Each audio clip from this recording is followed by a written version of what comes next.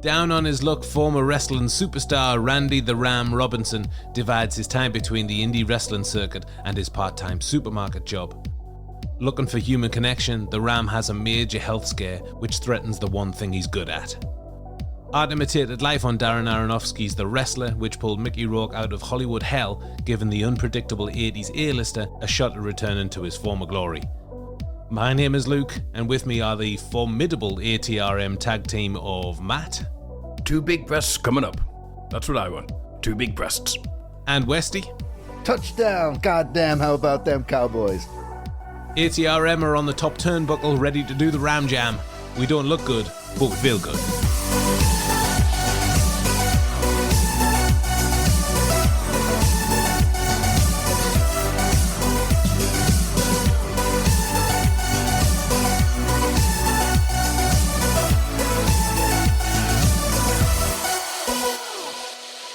Hi everyone, welcome to All the Right Movies, an oiled up body slamming podcast on classic and hit films. Nice, yeah. This week we're turning our attention to the cold New Jersey winter and the independent wrestling circuit as we wrap our 20-inch pythons around Darren Aronofsky's The Wrestler. Wow, that's beautiful. Poetry in motion. 20-inch like. Ambitious. Very flattering. Before we do that, we're going to tell you about something that is as fresh as monkey's breath. Nice. And that is the incredible additional content you can listen to if you support us on Patreon. Oh, yes. The most recent 20 episodes of this podcast that you're listening to now are available on general release for everyone to enjoy. Yeah. Listen to your heart's content. Yeah. We archive the rest, so that means they are only available to our Patreon supporters. Now, this is episode 99, which means that there are 79 episodes of this show in the archive. That's good maths. Big numbers. Oh, it is. Thank you, Matt. Yes. If that wasn't incentive enough, we have created 60 exclusive podcasts for our patrons only, and that number increases every month as we put out a brand new episode of our exclusive double feature podcast. Yes. There are other benefits as well. You can vote for the films that we're talking about and ask us questions, which we'll answer on the show. So, a load on offer. And if you can support us, you'll be richly rewarded, and it really goes a long way in helping us continue to fire on all fronts. You know, we are the world champ of movie podcasts. I'm sure you'll want us to keep going, so go to patreon.com/alltherightmovies to sign up. Yes, any help at all is massively appreciated. Thank you so much. Yes, it is. Or if you just want the archive of this show alone and not the added Patreon benefits, all 79 episodes and counting, you can also listen to us on Apple Podcasts. Click the subscribe button, and you're off and running on the button. Yeah. Nice. Yes, thank you very much, everyone. Yes. So back to the film. And Westy, this was your pick, naturally. Naturally. So, why do you want to talk about The Wrestler? First of all, my apologies, boys. Just to put everyone in context, this is the very first podcast we've done in the morning. Yep. And it's 10 o'clock on a Monday morning. Yep. And we're doing The Wrestler. So first of all, I was expecting this to be a bit of a Friday night thing, you know, a little bit of fun. But it isn't. It's really bleak, isn't it? But I just love it. I've got a real soft spot for this film. I really love the technique. I love how it was captured. I love the feel, the documentary style. A lot of this is Maurice Alberti. I'll get around to a lot of her work because I think she's got a massive influence on this film. Brilliant. I think Rourke's performance is second to none. I think it's the best I've ever seen him. I think it's Aronofsky's best film. Ooh, big right, call. wow. I think it was just a very refreshing film. I think it's very brave. I think it's very honest. I think it's very real. I don't watch it often, but when I do, I really appreciate it. So it's one of them. Yeah, I mean, it would be a struggle to watch every Friday night after a couple of beers. Let's get The Wrestler on. Let's get The Wrestler on, look. Yeah, I do remember the hype surrounding this film, and I always liked Mickey Rourke from his 80s period. I just had a little soft spot for it. I think this was the first time I'd seen an Aronofsky film. Right. I think I was just a little bit kind of like standoffish with his other films that he'd done before this. Yeah, I mean, once you hear about Requiem for a Dream, you kind of exactly. like, I don't know if I want to check this guy out. Yeah, like Lars von Trier, isn't it? Yeah, exactly. Yeah. And I did see it in the cinema, and I went just because there was a buzz around Mickey Rourke and that performance. Yeah. And that was the last time I'd seen it until a couple of weeks ago. Wow, okay. Right, okay. I do remember liking the film. I remember liking the performances, but I also remember coming out of the theatre a broken man. Yeah. A shadow of my former self. Yeah. Because it's very downbeat, let's be honest. Yeah. Beautiful stuff. Nobody in the film is having a great time. Nobody watching the film is having a great time. Everybody's striving for something better, and nobody gets anything better than what they start with in this film. Correct.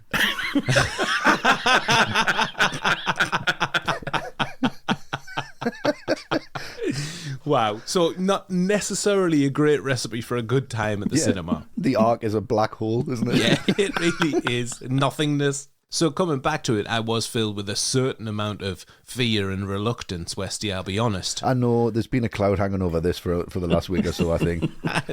Not least of all that I've had COVID, so we've had to delay this. The COVID cloud over the wrestler. Yeah. But it is a wonderful film. I think Aronofsky is shot in a very unique way. I think the screenplay is first rate, and there are some nuggets of lightheartedness. If you look very, very, very, very closely, you'll find them burrowed underneath the gloom. Yeah, Yes. There's some crumbs there. There's some crumb, one A crumb. There's one crumb from this loaf of misery. But upon rewatches, Mickey Rourke performance is enough to keep you coming back to this film multiple times. Yeah. Yeah. So I will say thank you, Westy. I am glad that I had revisited because it's a positive experience when I was a little fearful. Good. Great. Oh, that's good news. Yes. What about you, Matt? The wrestler? I mean, I don't want to labour the point, but last night England just lost the Euros final, so I really needed this morning to cheer us up. A 3-hour conversation on the wrestler. The timing is so perfect. Yeah. That'll lift the spirits, Matt. Oh, definitely. Absolutely will. No, I think you mentioned it at the beginning, Luke. For me, it's the whole art imitating life subtext to this film. You know, an over-the-hill entertainer, one last shot of glory, redemption, to remind people what a talent he was if he doesn't self-destruct on the way first.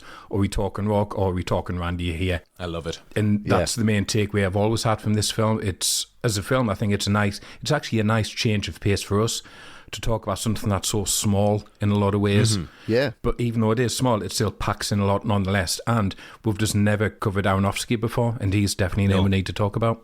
An episode of firsts for Maurice Tomei, for Mickey Rourke, for Darren Aronofsky. Yep. Fantastic stuff. Yep. The Wrestler was written by Robert Siegel, directed by Darren Aronofsky, and produced by Aronofsky and Scott Franklin for Wild Bunch and Protozoa Pictures. Distributed by Fox Searchlight Pictures on the 17th of December, 2008. Shot in Philadelphia and multiple locations in New Jersey, it stars Mickey Rourke as Randy the Ram Robinson, Marisa Tomei as Pam / Cassidy, Evan Rachel Wood as Stephanie, and Todd Barry as Wayne, the little shit. The bell has sounded. It's time for ATRM to get onto the canvas and go behind the scenes on The Wrestler. Let's do it, brother. The beginning.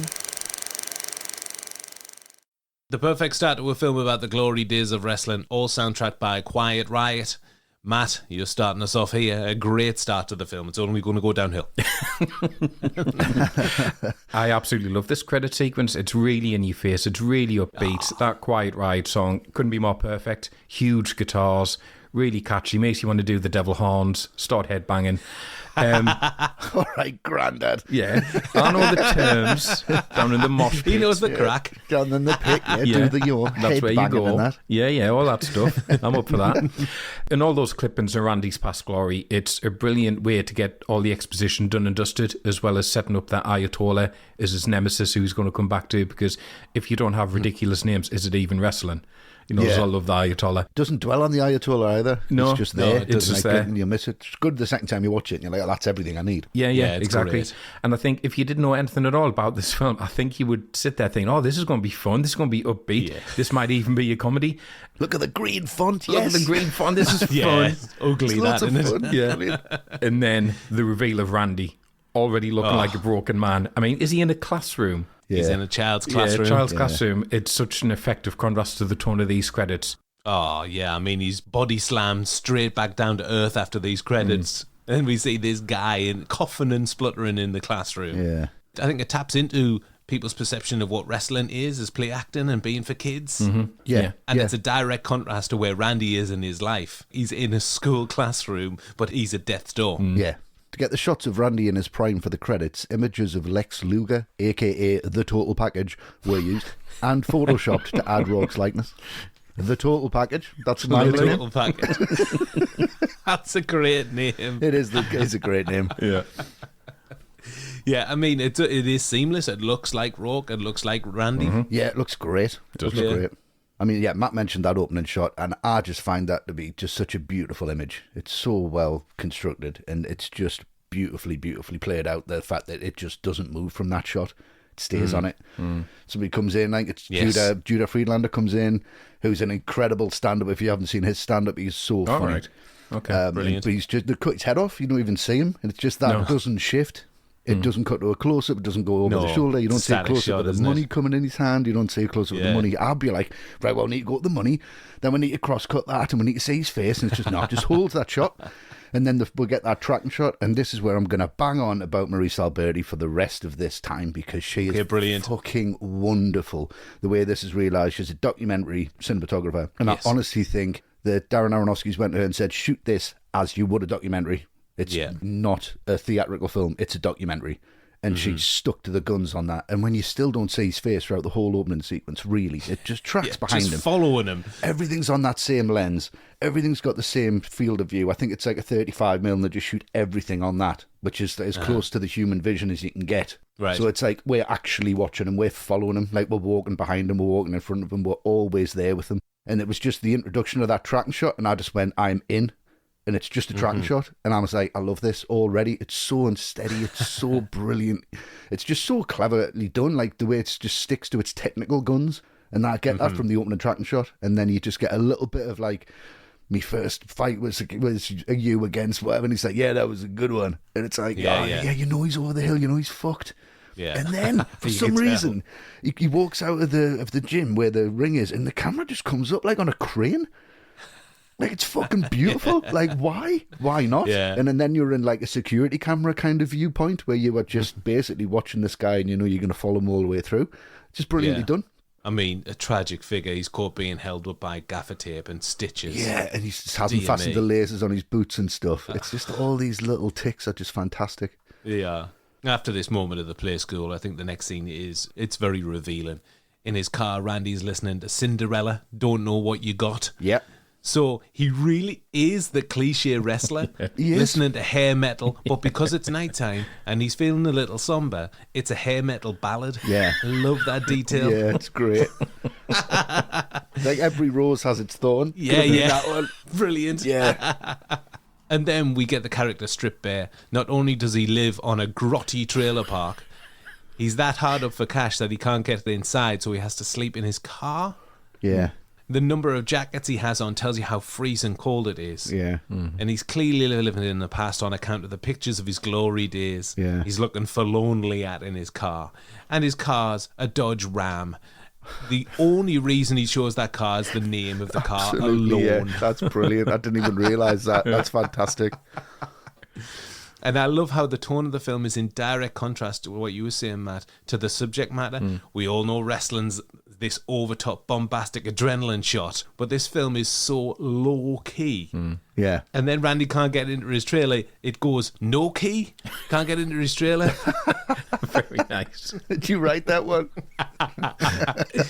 Oh, yeah. And how are we going to make you heartbreak more for this character? He's got a fucking hearing aid and glasses. And it's not one of those invisible in-ear hearing aids. No. Nah, this one is straight up hand-me-down from the 70s. Yeah. He looks like Hackman in The Conversation. Great reference. I don't actually think that hearing aid works. Like, he's just put it in just so that people can talk louder to him and kind of feel sorry for him. It stopped working a long time ago. Yeah. It's an excuse for him to say what? Excuse me? Yeah, I mean, this film doesn't chart the Ram's demise. He is already at rock bottom. It is the roadmap, is him. He is his own demise. You can see it written on his face. Jesus Christ. Miserable as sin. Fucking brilliant. Grim as arseholes. Love it. Yeah, that trailer park, that was a real plot with a handful of abandoned trailers. The least beat up one was cleaned up a little. The plumbing and electrics fixed, and that was Randy's home for a month. Yeah, I mean, it looks like they just showed up and started filming, which they pretty much did, to be honest. So, yeah. But it's a real location. It's great. Yeah. So in 3 short scenes, we've got the 80s highs and the crushing lows that followed the Ram from the 90s onwards. Yeah. To add to the Ram's ignominy, he's humiliated at work when asking for extra shifts. But he is a king on the wrestling scene, and that's what we're looking at now as we see Randy in the ring for the first time. Yeah. Westy, over to you.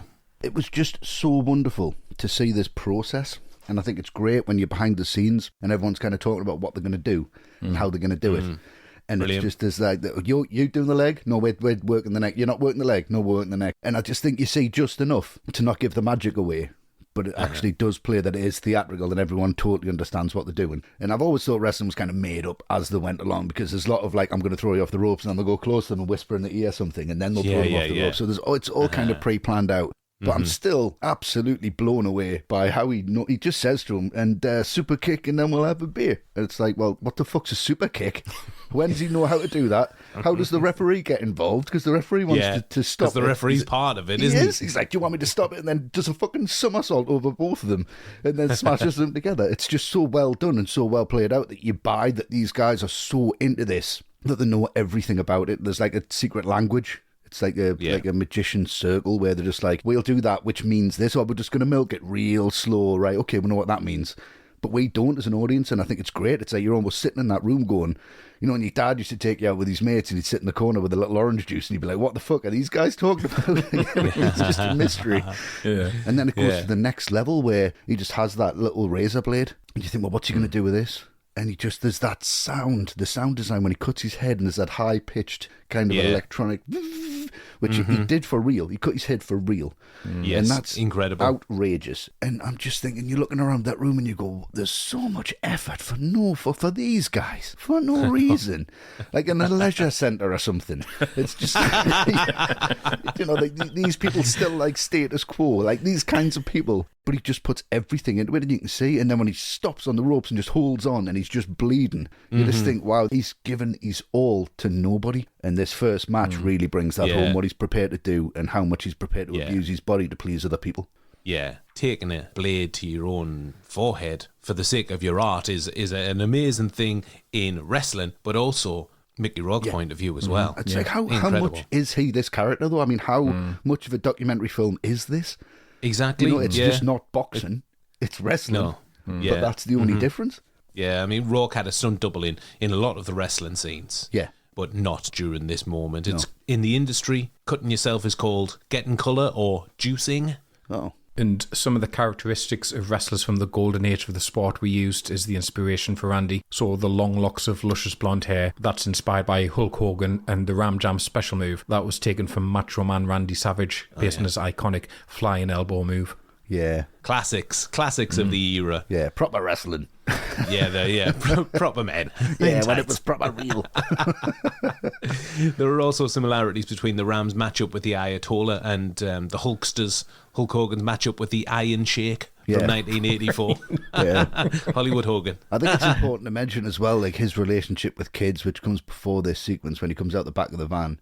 Yes. And that's who he relates to, that's his audience. Yeah. Well, I like the behind the scenes after all said and done with all the wrestler meatheads. I think it's a beautiful, beautiful scene. It's a lovely moment, isn't it? Mm-hmm. Oh, it's beautiful. Yeah. I think everybody would think that there's like a lot of testosterone-fueled rivalry and backbiting.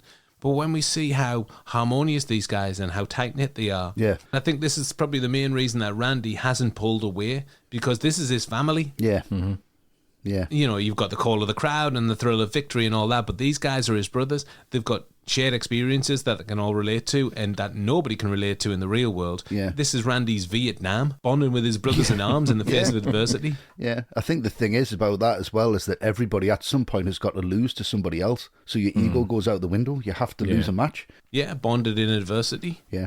And this is the only place in the world where Randy gets any respect. He's beloved and he's treated like a legend by his peers. Yeah. And considering what his world is like outside these confines, it's hardly surprising that he's not able to survive life without wrestling at all. Yeah, exactly. And I think that there is some humorous dialogue in the scene after the fight with the promoter guy. He's talking about 20 years since the Rams matchup with the Ayatollah at Madison Square Garden. Yeah. And he says, here's what I'm thinking. 2 words. Rematch. Very good. Yeah, really good. But then the film does this all the time and never allows us to dwell on anything upbeat. Oh, no. It's going to take that away from you. Not for long. No. Because we find out that the Ayatollah has got a used car chain, which is doing great business, while Randy is busting his blonde hump for a few bucks a night. It's absolutely devastating to see, and that gets realised right at the end. Yeah. Well, as we've seen the Ram in action for the first time, gloriously, it's time for our first Patreon question. Oh, nice. I mentioned at the top that if you become an ATR and patron, you can ask us a question for the film. So our first question comes from 3 different patrons. Amazing. One question in 3 parts. Right. Very good. So first off, Jacob Purry says, The Wrestler is one of the only critically acclaimed films ever made about professional wrestling. Iron Claw entering that conversation this past year. Yeah. Yes, it of course, did, yeah. My question is, if each of you had pursued a career in professional wrestling, what would your ring names be and why? He also says, thanks again for the great work you all do to make a truly great movie pod. Oh, thanks, Jacob. Thank you, mate. Thanks, Jacob. Thanks, mate. And to add to that, George Anderson also asked, what signature move would each of you have? Nice. And Karim Helliwell asked, what would your walk-on music be? So, Right. a question in 3 parts. Wrestling name, signature move, ring walk music. And what we've decided to do on top of that is choose each other's. Yeah. Yes. So to avoid bestowing all the cool moves on ourselves. Yeah. So, Westy, would you like to go first? I believe you've chosen my wrestling name, signature move, and ring walk music. Absolutely. Can't have. wait for this. Can't wait for this. Okay. Come on, give it to me, Westy. So my name would be, it's New York based, of course. Naturally. And I think it's quite flamboyant, but then again quite grounded. So I would go Frankie Fifth Avenue would be your name. Oh, fantastic. And I'm staying on the New York theme, and I'm going to say your move is called the Broadway, I love it. where you just basically you throw someone off the ropes and then flip to pin. So it's theatrical, Very nice. moving down Broadway, and you just basically it's like there he is, Frankie Fifth Avenue, going to send you down Broadway. Oh, I love it. You love it, and you walk on music. God, this has been so much fucking pressure, unbelievable. Because I know your tastes, and I've been like, right, I just need to do this right. Right, here we go. You ready? Yeah. Okay. Frankie Fifth Avenue, take you down Broadway. The song Yeah. is "You Can Look, But You Better Not Touch." Springsteen. I love it. Magic, just and you kind of dust your shoulder. You can look, but you better not touch. You know what I mean? He's got that kind of vibe. I love it. Yeah. Wow. What a persona. That's amazing. Yeah. I'm very happy with that, Westy. Good, You've good. been very kind to me because I thought it was going to be quite embarrassing. No. And like your full outfit's like quite glitzy, but it's like a New York cab yellow with black stripes. Wow. Like a bee. Yeah, like a bee. bee, yeah. But Frankie's going to take you down the Broadway. I love it. I love it. Yeah, it's I great. absolutely love it. Good. So much so you're actually going to start wrestling now. Yeah, well, I am going to look into the outfit. I'm not going to lie to you. I'd love to see that. Fantastic. Well, thank you for that, Westy. Hey, you're most welcome. Very flattering. Yeah. Well, I've got the pleasure of picking Matt's wrestling persona, Okay. and I juggled with a few names. Okay. Matt the Hat being a strong contender, Nice. just because it rhymed. Yeah. But Yeah, I was didn't- going to say didn't you go for haven't that thought one. long about this. No. Well, I have. But I've gone with the surname option, and it is a classic, and it's Okay. Matt the Butcher Bartley. Right, Oh, that's okay. good. I can live I with like that. it. Yeah. Yeah. The butcher. Apron on, like Leatherface. I'm going quite literal here. it. Exactly that. Love it. You're going to have to be decked out in like that actual butcher's overalls with like blood and offal smeared on it, like Okay. Leatherface. Yeah. Yeah. And I want your special move to be called the chop. Right. And this is where you take 2 pork chops and slam them on either side of your opponent's head, disturbing their equilibrium, and that's where you lay the pin on them. Right. Very okay. nice, yeah. And for your walk-on music, Sex Farm by Spinal Tap. Nice. Thematically consistent with the butcher thing, Yes. but Very also much. a little bit sexy. A little I bit think sexy, I'd like yes. to see the butcher Yeah. in his overalls thrusting his way to the ring singing Sex Farm. I'll rake and hoe you down. Sex farm woman. Yep. Yeah. Very good. Plowing through your bean field. Wonderful. Yeah, how do you feel about that, Matt? Would you be happy in that, guys? Do you know what? I'm really happy with that. I had no idea Yeah. where you were going to go. Mm-hmm. I thought I was going to get the Bartman or something, which just would bring back hideous No, childhood memories. That's shit, that. Yeah. Yeah. And Matt, it's over to you. Mm-hmm. Who is Westy? Oh, who is Westy? It's just to plain his name. It's Ian the Best West. All Oh, right. yes. Just has to All be. right. I love it. But best. then, I his, love it. but then his persona is a further play on his surname. So what he comes out in, his persona is like the grumpy old man who you don't want to annoy, who lives next door. So he comes on, and it's also the vest. So he's got like the string vest on. He's got like the knotted handkerchief on his head. He's got 2 cans of Stella dangling by the plastic hoop, which he's twirling Fucking around. Alf Garnett. It doesn't sound like the best, this, like. The worst. The worst? Rab C. Nesbitt. Rab C. Westbit. Yeah. But when you get in the ring, though, your signature move, it's like a headlock. You throw them off the rings, you grab them in a headlock, and then you get your cans. It's called the can crush, and you just crush the cans on the head, like really crush it into them so they're soaked. Okay. Do I have to drink them like Stone Cold Steve Austin? Yes, do that as And well. then slam them. Right, okay. Yeah, slam them. Pint cans. Pint cans, yeah. I fucked every match. Well, this is why you're the best. Oh, well, there you are. This is why. West. I think, though, you're going to really like your entrance music. Okay. Because I've gone for AC/DC, Right. Thunderstruck. Love Right. it. Yeah. Yeah. Powerful. Powerful. Westy, I'm not going to lie to you. You look disappointed. Well, fucking string vest, man. And a knotted handkerchief. Yeah. I'm going down Broadway. You've got the chop, and he's got a string vest on. He's the chop. I've hit people with 2 cans of Stella. Yeah. Fucking rise and damp over here. What the fuck? I know I'm miserable, but Jesus Christ, let's Miss move on. Jones! Miss Jones! I've just tried to remember the last time Rise and Damp was relevant. Never has been relevant.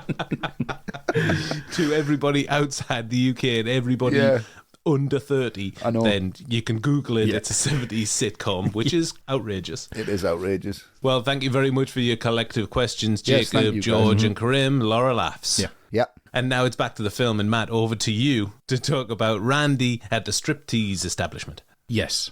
This scene where he goes into the strip club and he's talking to the bouncer, it's really interesting because he starts off and he's rattling off that long list of drugs and medication he can get him. And that tells you several things. Think, one, this is how far he's fallen and he's got to do several things to make a living.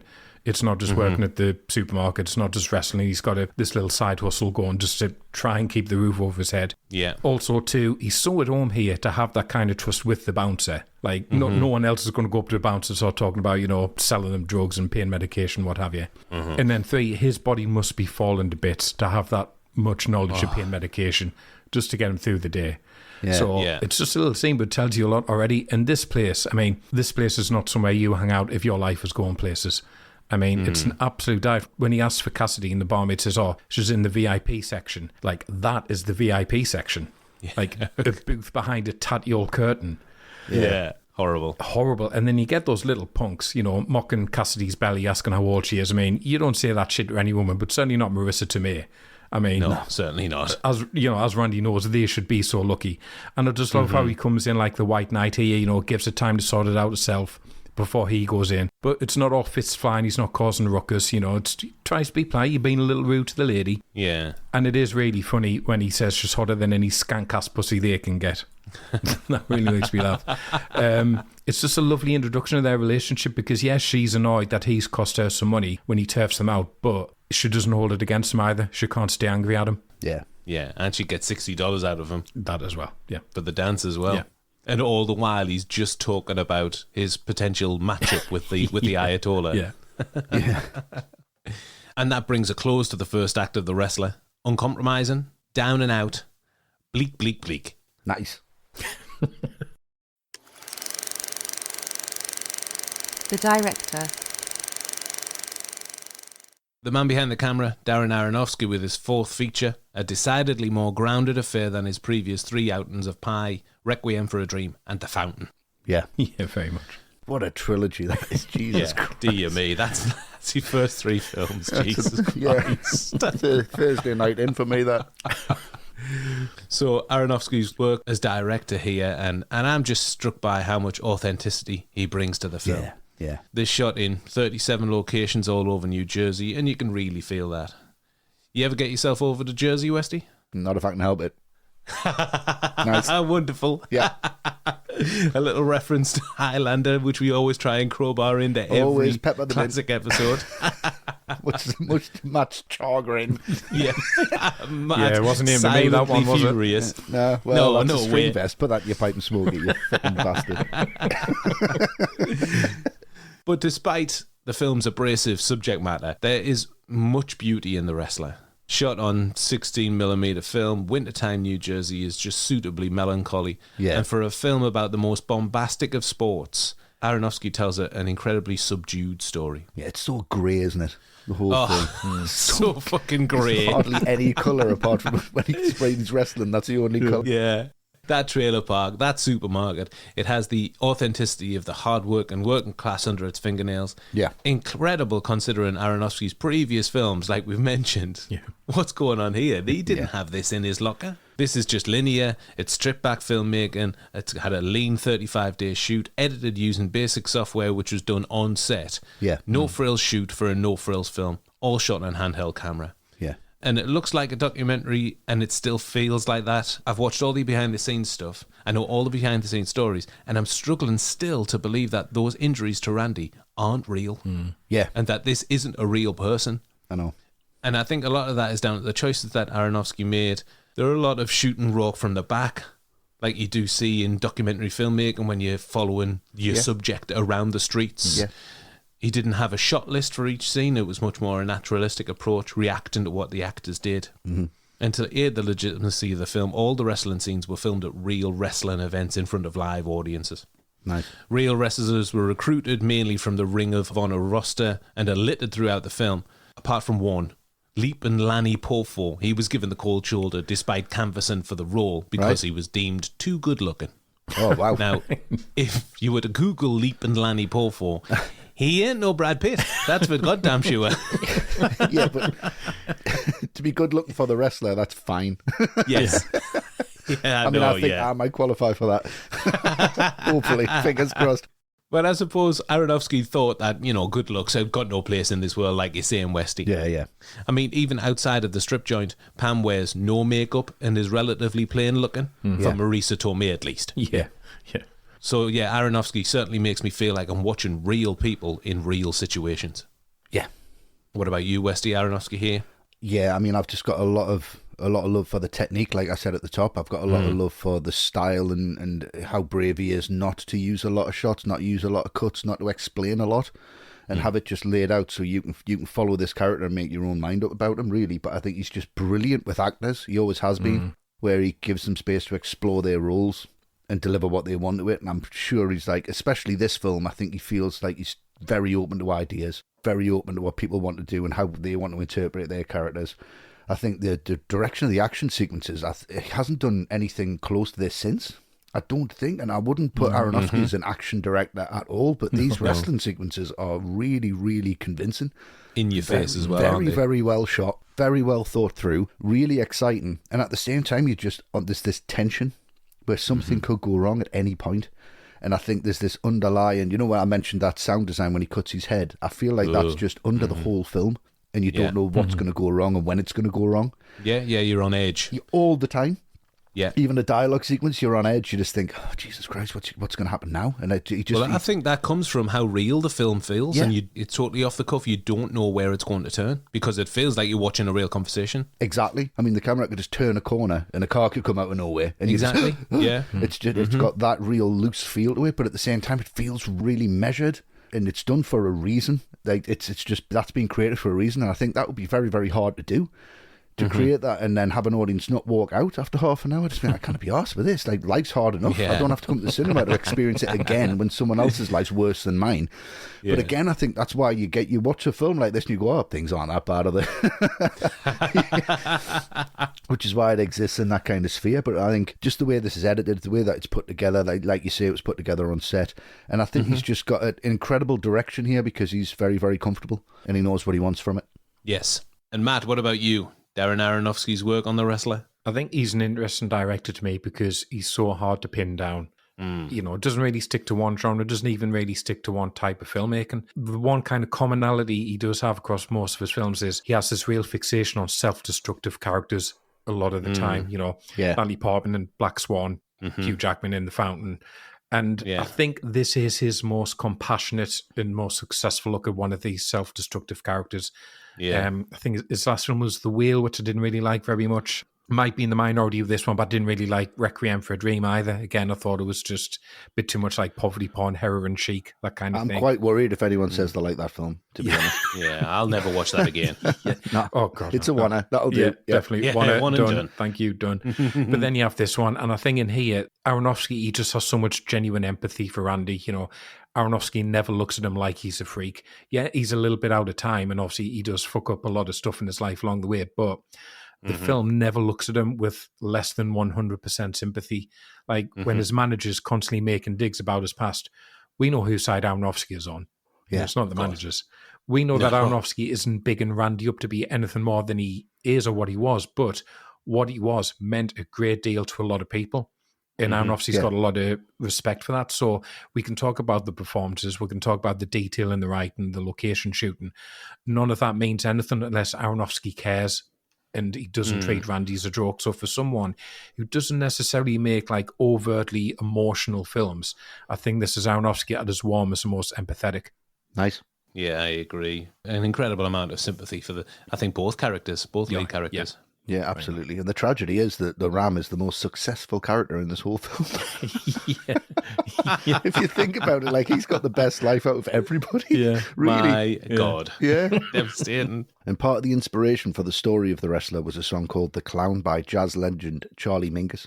The story is about a clown who devotes his life to pleasing the crowd but is never fully appreciated until he dies. Yeah, it was a big piece of inspiration for Aronofsky. Yeah. He was struck by the tragic nature of wrestlers who are well beyond their prime, who still get in the ring, but in front of 200 people and not 50,000. Yeah. They're not doing it for the money, but are trying to hold on to their glory days. Yeah, like when someone joins a tribute band. Oh, is there anything more sad? Horrific.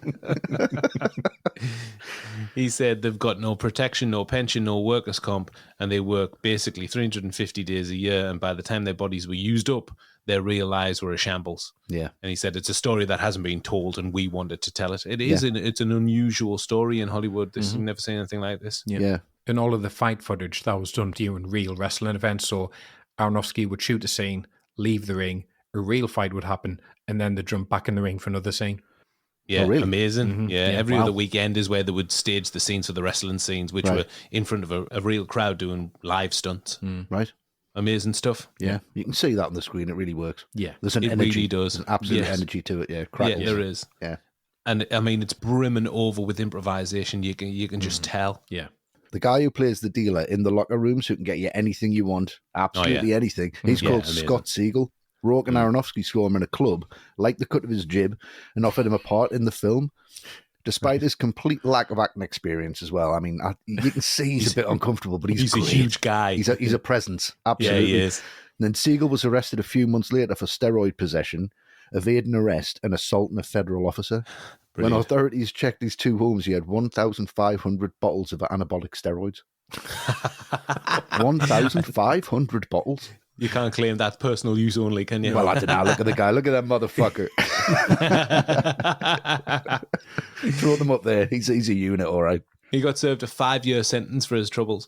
Wow. This guy must have been inspired by Easy Andy from Taxi Driver, the guy who's got all the guns in his suitcase in the hotel room with Travis. Yeah.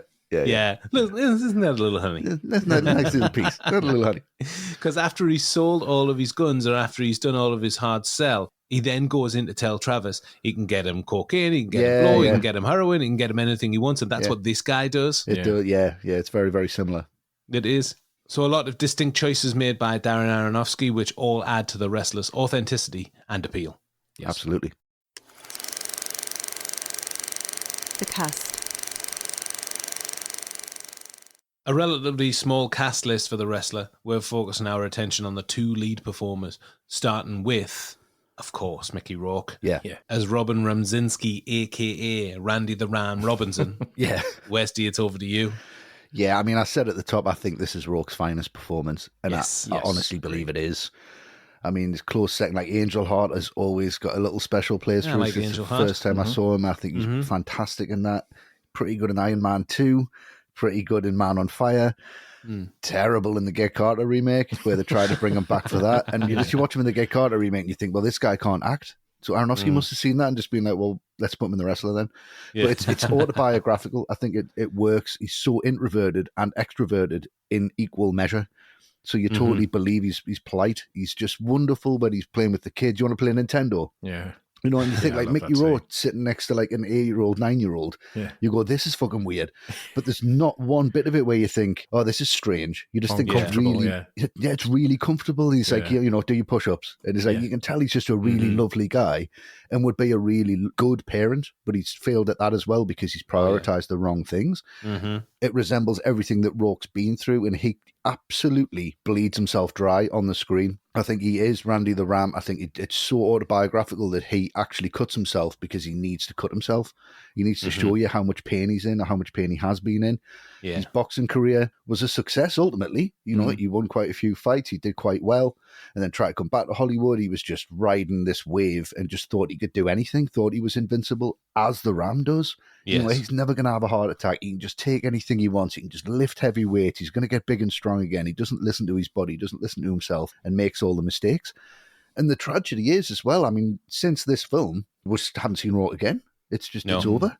This was it. And that, to me, is as tragic as it can be and probably makes this film a little bit more sad because if it revived his career and he started to go on and win Oscars and do stuff, we're kind of like The Wrestler's a great film because it really addresses that sadness. But the fact is the sadness maintains in real life. Like he's gone back to it. Yeah, I think it's just a measure of his personality. It is, absolutely, 100%.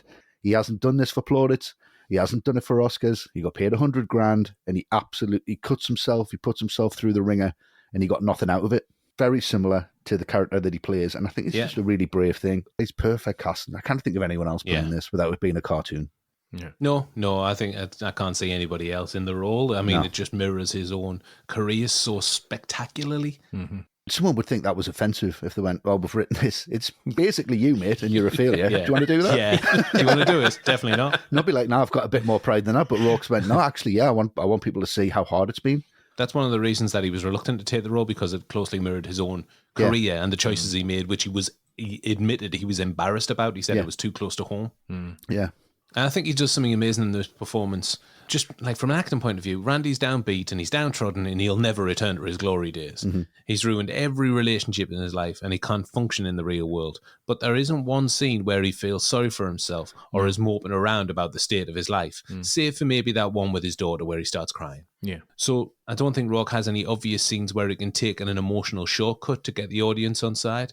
I think he has to do it the hard way through his physical performance. Yeah. And he shuffles around looking like he's in constant pain. You can see the pain in his eyes. Yeah. Not just physical, but emotional as well. Everything is crumbling around him. And you feel that with every wheezy inhale he has. Yeah. You never hate him either, and you really should. No way. I mean, that legend signing. Whoa, it's an absolute travesty, that. The memorabilia, that like, the best of the Ram on VHS. Yeah. It's 2008, for Christ's sake. I know. Dressing up as a fireman. Oh, God. But he even gets made fun of by Todd Barry, who plays Wayne, his supervisor. And the Ram could squash this guy like a grape. Yeah. He just takes the abuse. What's the matter? Did they raise the price of tights? Yeah. What a prick. Yeah. Absolute fucking boiled egg of a man, isn't he? He's horrible. Yeah, he's horrible. He's a great stand-up comic. Yeah, he plays the character really well. It's diabolical, but he's just, I mean, we've all met someone like him and we always want to punch him in the face. Yeah. It's so funny. And he bursts in on when he's bashing the bish. Try that again. So funny. Try that again. Let's do it again. Slams the door into him as he's like comes in. So funny. So funny. That's so funny. He slams him right in the chest. Yeah. Try that again, seriously. I think it's one that I think it shows that Wayne's trying to regain the dominance in their relationship after being belittled by what Randy has just seen when he's walked in on him. Yeah. Great. Mickey Rourke was first choice to play the Ram in Aronofsky's eyes and was cast initially. But because he had somewhat of a reputation and wasn't a bankable star, the studio put pressure on Aronofsky and Nick Cage was drafted in instead. Imagine that, Luke. You'd love that. Rourke understood how these things go and did receive a call from Cage asking for his blessing. Nice. Cage was even seen at Ring of Honor events doing research for the role as well, so it was pretty close. Yeah, he was on board. Yeah. And Rourke was even relieved in a way because of the rigorous training he was going to need. But around 10 days later, Rourke was partying in Miami and got the call saying he was back in. Of course he was partying. What else was he doing? was. Yeah, loads of chicks, I imagine. Yeah. And one story said Aronofsky did draft Cage in to secure financing, and once that was in place, he did the old bait and switch and reinstated Rourke instead. But another story is that Cage didn't think he had time to prepare for the role and dropped out of his own volition. I can't imagine Nick Cage in there. Like, No. No, I think he understood that Mickey Rourke, it was basically written for him and he stepped aside, however it happened. I think Cage just kind of moved in with Aronofsky and he's like, look, can you just shake my hand on this? And then this is what's going to happen. He's like, yeah, you can use me if you want. Absolutely fine. Not bothered. I mean, some of the shit that Cage takes anyway, it makes no difference to him, does it? Christ. Yeah, it is just the name. Mickey Rourke had to do a lot of research for the role because it was a sport that he had, quotes, no respect for. He said he saw it as a bunch of muscle-bound clowns prancing around. I mean, that's it on the surface, yeah. Yeah, Right? it is. Yeah. But the sport soon garnered some respect from him when he saw what your average wrestler went through, taking shots, landing on their arse outside of the ring, getting hit with a chair, etc. Yeah. I think there was a lot of that between Aronofsky and Mickey Rourke as well. They said that, yeah, it's fake, but how fake is it when you are getting slammed against railings, having metal slammed over your head, learning how to take a fall? There is a lot of reality to it. Yeah. It's still going to hurt. It is going to hurt, yes. I mean, obviously. Yeah. WWE Hall of Famer Afa Noai, a.k.a. The Wild Samoan, he trained Rourke and choreographed the bouts in the film, and he's done an amazing job, I have to say. He has. Yeah. And I said that Rourke worked harder than 80% of the wrestlers in the business. Oh, yeah. I mean, you can tell. Yeah. Yeah. But that type of commitment to the role did come with some harsh consequences. Before filming started, Rourke had 3 MRIs in 2 months and was basically in pain every day. So much so that at the end of each day, the Wild Samoan had to push him up the stairs to his apartment. And in total, training lasted 3 months and Rourke put on 25 pounds of muscle. Wow. Yeah, I mean, if you thought it was, kid stuff, then 3 months of being slammed about and having like chip bones and MRI scans left, right, and centre. Yeah, it's ridiculous. That really hammered it home. Yeah. And talk about authenticity, Rourke brings to the role because of his own career in the ring, his facial reconstructive surgery that he required after coming out of the ring boxing. Yeah. That plugs directly into the pounding that Randy has taken over the years. Yeah, definitely. 100%. Amazing. The Hulkster, Hulk Hogan, as we know, the big man himself, said on the Howard Stern show that he was offered the part of the Ram by Aronofsky, but turned it down because he didn't think he was the right man for the character. Something that Aronofsky said is 100% not true. Yeah. Didn't every wrestler say they were up there for it? Ultimate Warrior. I was up there for that. No, I was in there. Jake the Snake. Yeah, Jake the Snake. Big boss man. DiBiase straight in there. Yeah. Why would you use a public platform to tell a blatant lie? Yeah, it's outrageous. Like the guy from Mr. Nanny is going to be the lead in this. Yeah, Suburban Commando. Brilliant. Yeah, Aronofsky said that Rourke can course through anything and give a good performance because of his, natural God-given talent. But if you push him, that's where you get the outstanding results. Yeah. And I think you can see that through his career. He's coasted through the majority of it. But when he gets a director that believes in his talents, you get something special like Robert Rodriguez in Sin City or Alan Parker in Angel Heart. Yeah. And he only got paid a relatively paltry $100,000 for the film, some of which he reportedly asked to be delivered to him in cash in a brown paper bag. Amazing. Of course. Mickey Rourke, of course, he wanted some in a brown paper bag with no questions asked. Yeah. That's how, the Ram would have got his payment as well, though, isn't it? It really is. Oh, my God. Art imitates life, imitates art, imitates life. Yeah. So, well, as we're talking about Mickey Rourke, it's time for our second Patreon question. And this one comes from Lucas. Hi, Lucas. hi, Lucas. Hello, Lucas. Lucas says, hey, fellas, The Wrestler is one of the best films for making you feel something, anything. Many people reckon Rourke could have been the best actor of his generation. Therefore, my question is, as Mickey Rourke fell off the scene only to get back up, what specific role do you guys reckon he would have fit perfectly during his time out? He says, I think he would have done a fantastic Michael Chirito in Heat, although he does love Tom Sizemore. And he finishes off by saying, for me, Rourke is the juice. A lot of love for Mickey Rourke from Lucas there. Yeah, what about you, Matt? What would you like to have seen him in his time out? Well, I think it's fairly common knowledge that Tarantino wanted him for Butch, didn't he, in Pulp Fiction?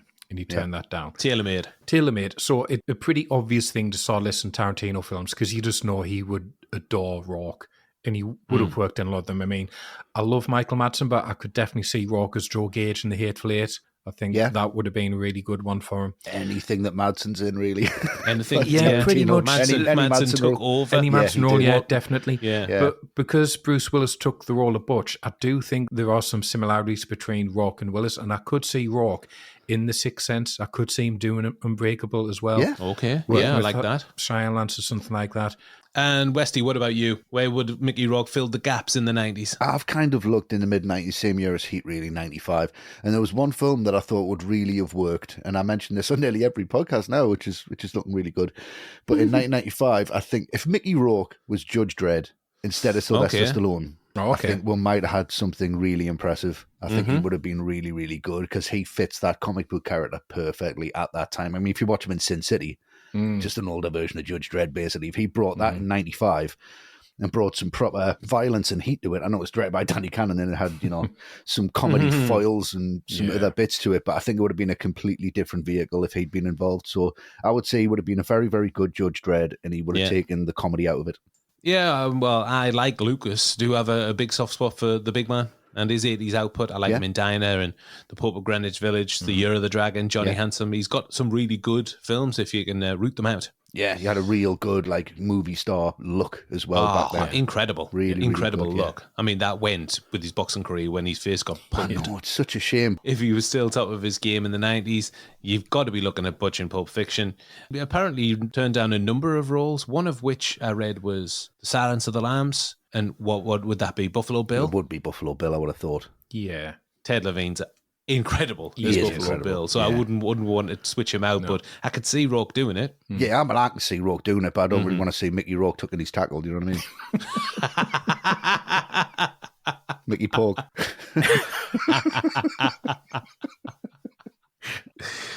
I could see him being in something as sleazy as Bad Lieutenant, the Abel Ferrara film. Yes, I could see him in the Harvey Keitel role. And I also think something like Bud White, Russell Crowe's character from LA Confidential. Yeah, it's a good shout, yeah. I think he's got the sensitivity with all the brutality to go with it. Yeah. And I think if he had those kind of roles in his CV, maybe his career wouldn't have plummeted so many wild depths and then exotic highs. But then, like you were saying, Westy, after The Wrestler, he's disappeared off the face of the earth and he's doing 1 billion direct-to-video films. Yeah, that $100,000 must have lasted a while. That's why I want it in brown paper bags. He's just, I'll spend $1 a day. Taxman won't see that. Okay, great. Well, thank you very much for the question, Lucas. Got us talking. Yes, thank you, Lucas. Thanks, Lucas. Good question. So whether you like Rourke or not, there's no denying the power of his performance. Multi-award winning and certainly a standout from the decade. Yeah. Next for us in the cast is the ever-dependable, always wonderful Marissa Tomei, who plays Pam, a.k.a. Cassidy. Yes. Yeah. Over to you, Matt. I mean, this is such a one-man show by Rourke. I think, to me, it just deserves immense credit for being able to, dig out her own little piece of the film and Yes, I agree. to shine in it and to make it about her. I mean, to me, in general, just one of the absolute best, really. I think we all love her. Just a really terrific supporting performer and who shows brings this quality of she lets the star shine and bounce off her. Yeah. Doesn't overwhelm her. She does the same with Joe Pesci in My Cousin Vinny. She provides the base that he needs to get loads of laughs, but when it's her lines and it's her moments, she steals that film and she goes, no, this is my bit. This She is just where I- radiates, doesn't she? She as an does. She actor. radiates. Like, she really does. Yeah, like when he puts her on the witness stand, she just nails that scene so much because that's her moment. Such an energy to her as a performer. I think she's fantastic. She's a real star. Yeah. She's a star performer. She is. And she does the same with Rourke. She gives him room for the dramatic moment. She lets him take his time, like when he's twirling around the bar, which looks ridiculous, but her reaction sells it. Because she loves it, you love it as well. And then she needs one beer and you just, when she downs it, you totally buy she could do that. Yeah, 100%. oh, totally, yeah, absolutely. And then right at the end when he's going to the ring and all she says is, I'm here. That's all he should need. And part of the tragedy of the film is her being there for him is never going to be enough. So on the face of it, you look at the role and you think, well, it's a bit cliched, isn't it? You know, the stripper with a heart of gold, the good woman trying to save the self-destructive child. Yeah, exactly. Oh, God, yeah. Because it's Tomei, she just makes that part shine more than it maybe does on the page. Which is Totally wonderful in believable. this. Totally believable. Yeah. I agree, like you were saying about that bar scene where Randy's doing the old striptease thing. And it's total cringe. Yeah. So it could be like, oh my God, I have to look at this through my fingers. Yeah. But it's Marisa Tomei's reaction, it's Pam's reaction to that sells it. Yeah. So it's a laugh, it's funny, it's endearing. Yeah. Without her reaction, it's a disaster. Absolutely. Oh, yeah, absolutely. Yeah. I think it was much publicised that this was Rourke's big comeback. I mean, we've talked about it. This put him back on top. And it did. We saw something from Mickey Rourke that we didn't expect. He got an Oscar nom for his troubles. But I would argue that this is more of a comeback for Marissa Tomei than Mickey Rourke. Really? Because Rourke had already done Sin City at this point, which again was hailed as a comeback. He'd been in Once Upon a Time in Mexico, Domino, Man on Fire a few years before, so he was in the public eye. Yeah. Tomei, on the other hand, had done Wild Hogs and Before the Devil Knows You're Dead a year before. That's about it. Yeah. Obviously, we all love her in My Cousin Vinny. When I saw this, I was completely blown away. She doesn't get anywhere near as much screen time as Rourke, as you said, Matt, but she makes it all count. Yeah. She squeezes everything out of her minimal runtime. Yeah, definitely, 100%. I mean, it just sums up supporting actor. Yeah, and that's exactly what it is. It's You're just right. Absolute support. Yeah. She did 36 takes of that pole dancing scene. Really? Why? Yeah, one more, Marissa. One more. Marissa Tomei said that she liked the intensity of doing that many takes. She said it's a chance to break open any preconceived limits and push yourself further and further beyond where you think you could go. Yeah, we've always talked about this as well, and I think a lot of it, with it just being one camera, you're going to have to get them angles right. You're going to have to make sure that it looks believable. You're going to have to kind of stage it a certain way. So it does have a flow and an energy to it. It does, but yeah. She looks tired when she's doing it. I think that's the whole part point. Of it. Yeah, it's the whole point of the character, because she is tired doing it. She doesn't really want to do it anymore. So I think Aronofsky's pushed it to make her look physically tired, and at the same time, he's trying to have this energy. So it really works. Yeah, it really does. Yeah. And regarding a nude scene, Tomei said it was the direct opposite to her beliefs as a young actress. If you want to be taken seriously, the clothes stay on when you're starting out, but when you're in your 40s, it brings a certain kind of credibility. Tomei said, physically, I was terrified, but then I was pleasantly surprised to find that the old bod was still there, and I was up to it. It really, really is. It's still there, all right, Marissa. Still there, Marissa. Don't worry about that. Bloody well done. So 2 great comeback performances, the beating heart of the wrestler. Definitely. Yes.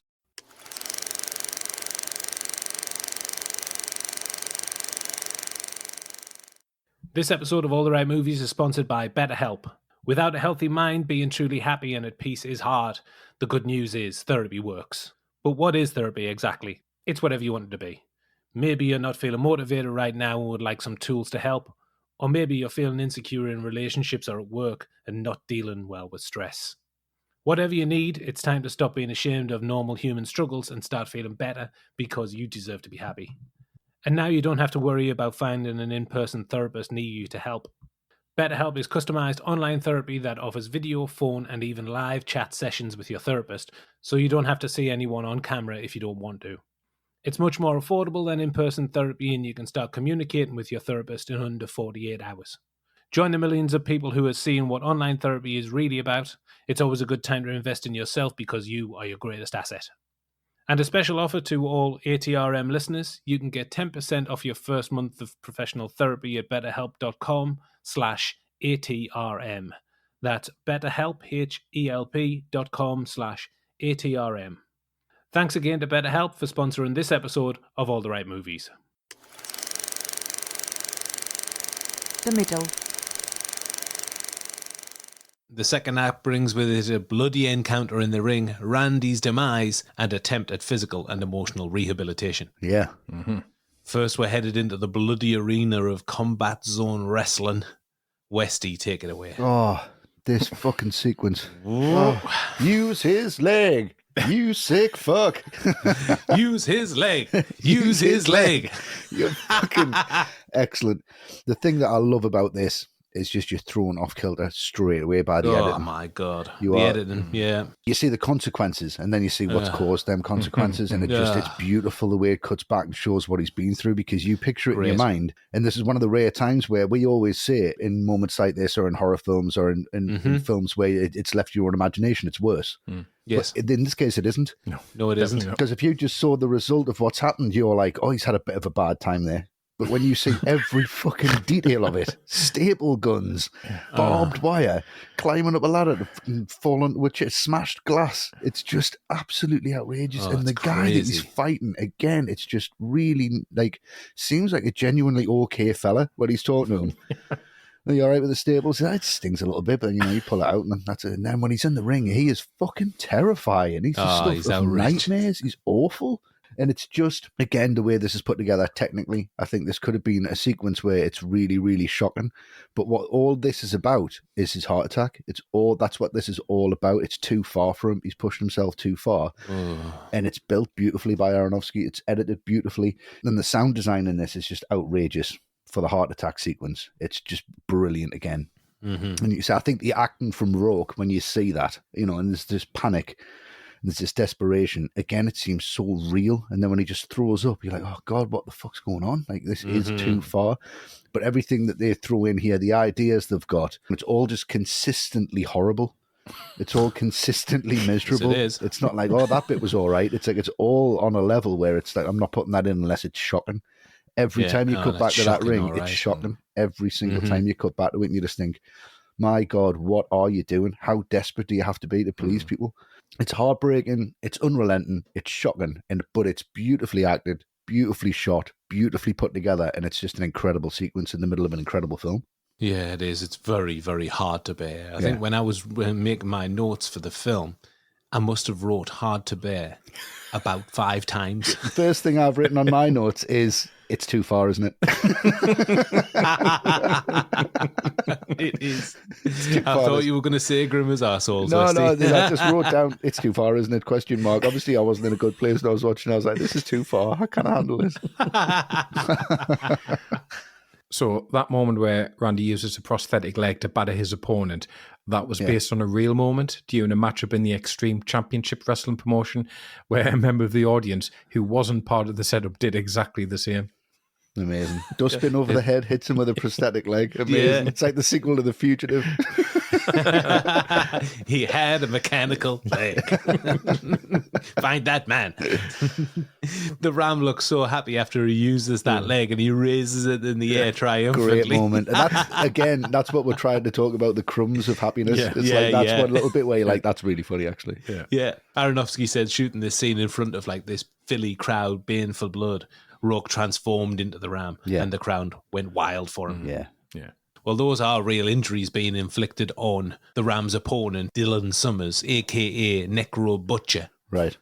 And those are real staples. He actually did jump off a ladder onto a table of barbed wire, and that blood is real. It's insane. Too far. Sick. It's too far, isn't it? It is too far, Westy. To get the effect of the glass with barbed wire shattering, which was real glass, there were squibs at the bottom, which when triggered, shattered the glass, but the timing had to be just right for it to explode just before they hit it, just before the impact. I mean, that's tense to get that done properly. I mean, we're talking millimeters as well. Yeah. Before the stunt performer crashes into glass and barbed wire. Just use sugar glass. Just don't make it real glass. I know. I mean, come on. Well, I think those scenes after of Randy getting patched up, I think it's almost as bad as the punishment he gets in the ring. Yeah. I mean, unless I miss something, no anesthetic here. It's just literally snipping and pulling those staples out. He gets a bit of tissue for his head wound, and that's it. Yeah. This thing is just an absolute meat grinder, and he's been chewed up and spat out on the other side. And to be in that much physical pain, the only thing you can do is vomit. That tells you all you need to know about how bad a shape he's been left in. And I think the follow-up in the hospital, it's a really interesting scene as well, because for one thing, it does happen elsewhere in the film, but definitely happens here, where with the doctor, you get someone calling Randy by his real name, but he's like, no, call me Randy. And every time it happens, it's someone basically saying to him, you need to get back to the level of who you actually are, because who you actually are is in serious danger of not being around for much longer. Yes. But in Randy's head, he has to be Randy 24/7. He can't turn that off. That's the reality, isn't it? It's people trying to tap in. Look, man, just wake up. Yeah, You're not living in the ring. Yeah. But it's his reality. And then leaving the hospital, he's been given that envelope of cash and the letter calling him a warrior. But no one's actually there for him to take him home. No, it's sad, to see isn't if he's it? okay. I mean, that scene where he's just stood outside, it just tells you everything. No one's there for him. Mm-hmm. I think what's heartbreaking is that when he's packing his gear up and he's leaving the hospital, he has to throw his tights away because they've obviously been cut off him when he's been admitted to hospital. Yeah. They're a ludicrous item of clothing, but they're pretty much all he has, and they define him as a person. Yeah. And it's the first joke that was said to him, and he has to buy some more. Yeah, you know what I mean? Exactly, yeah. It's too much. This scene, God. But in this scene, I don't need to see Mickey Rourke's arse for a second time because we've seen it before. Yeah. But when we first see it, it's a really funny edit The scene with the Easy Andy character when he's offering him all the steroids and all the shit. Yeah. The transition to him injecting steroids by slapping his own arse. Yeah. And that slap is where the cut happens. Yeah. It's really funny. That is great, yeah. Always cut on action. Yeah. These scenes at the hospital and afterwards at home really hammer home the humdrum existence that the Ram has outside of wrestling. And this is where we find out his real name, like you were saying, Matt, Robin Rumzinski, and that he's clinging onto his alter ego so much that whenever he's addressed by his real name, he corrects that person. Yeah. Says Randy to everybody in the medical profession. I mean, this guy's had a heart attack and his world is falling apart, but he's still trying to maintain this facade of being called Randy, as if that matters. Yeah. But to him, it's all that matters because this is the only thing that he has to cling on to. Yeah. It's almost here like the Ram has died and Robin is born or reborn. Yeah.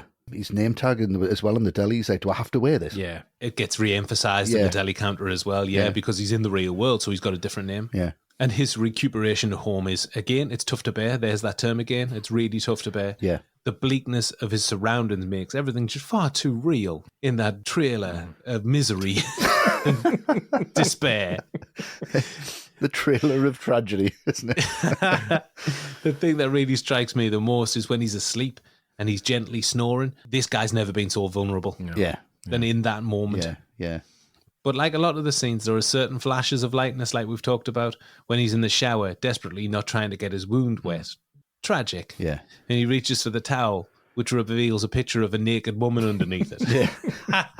It's there for a split second, but just gives enough lightness to the scene. Yeah. Like, of course, that picture is under the towel in Randy's bathroom. Yeah, of course it is. And he plays on the Nintendo to make him feel good about himself. Yeah. And this is pathetic. It's just him reaching into the past with an ancient video game system and a game about himself. Yeah. And he plays himself. Yeah. Oh, there it is. There's the Ram Jam. I'm really good at this. Yeah. He doesn't have like the hip new games, Call of Duty's passed him by. Oh, I love that bit though. And he's like, Call of Duty? Call of what? Call it Duty? Call your duty? So realistic. No Call of Duty. Randy plays Wrestle Jam 88. On the NES? He's the star on the NES, yeah.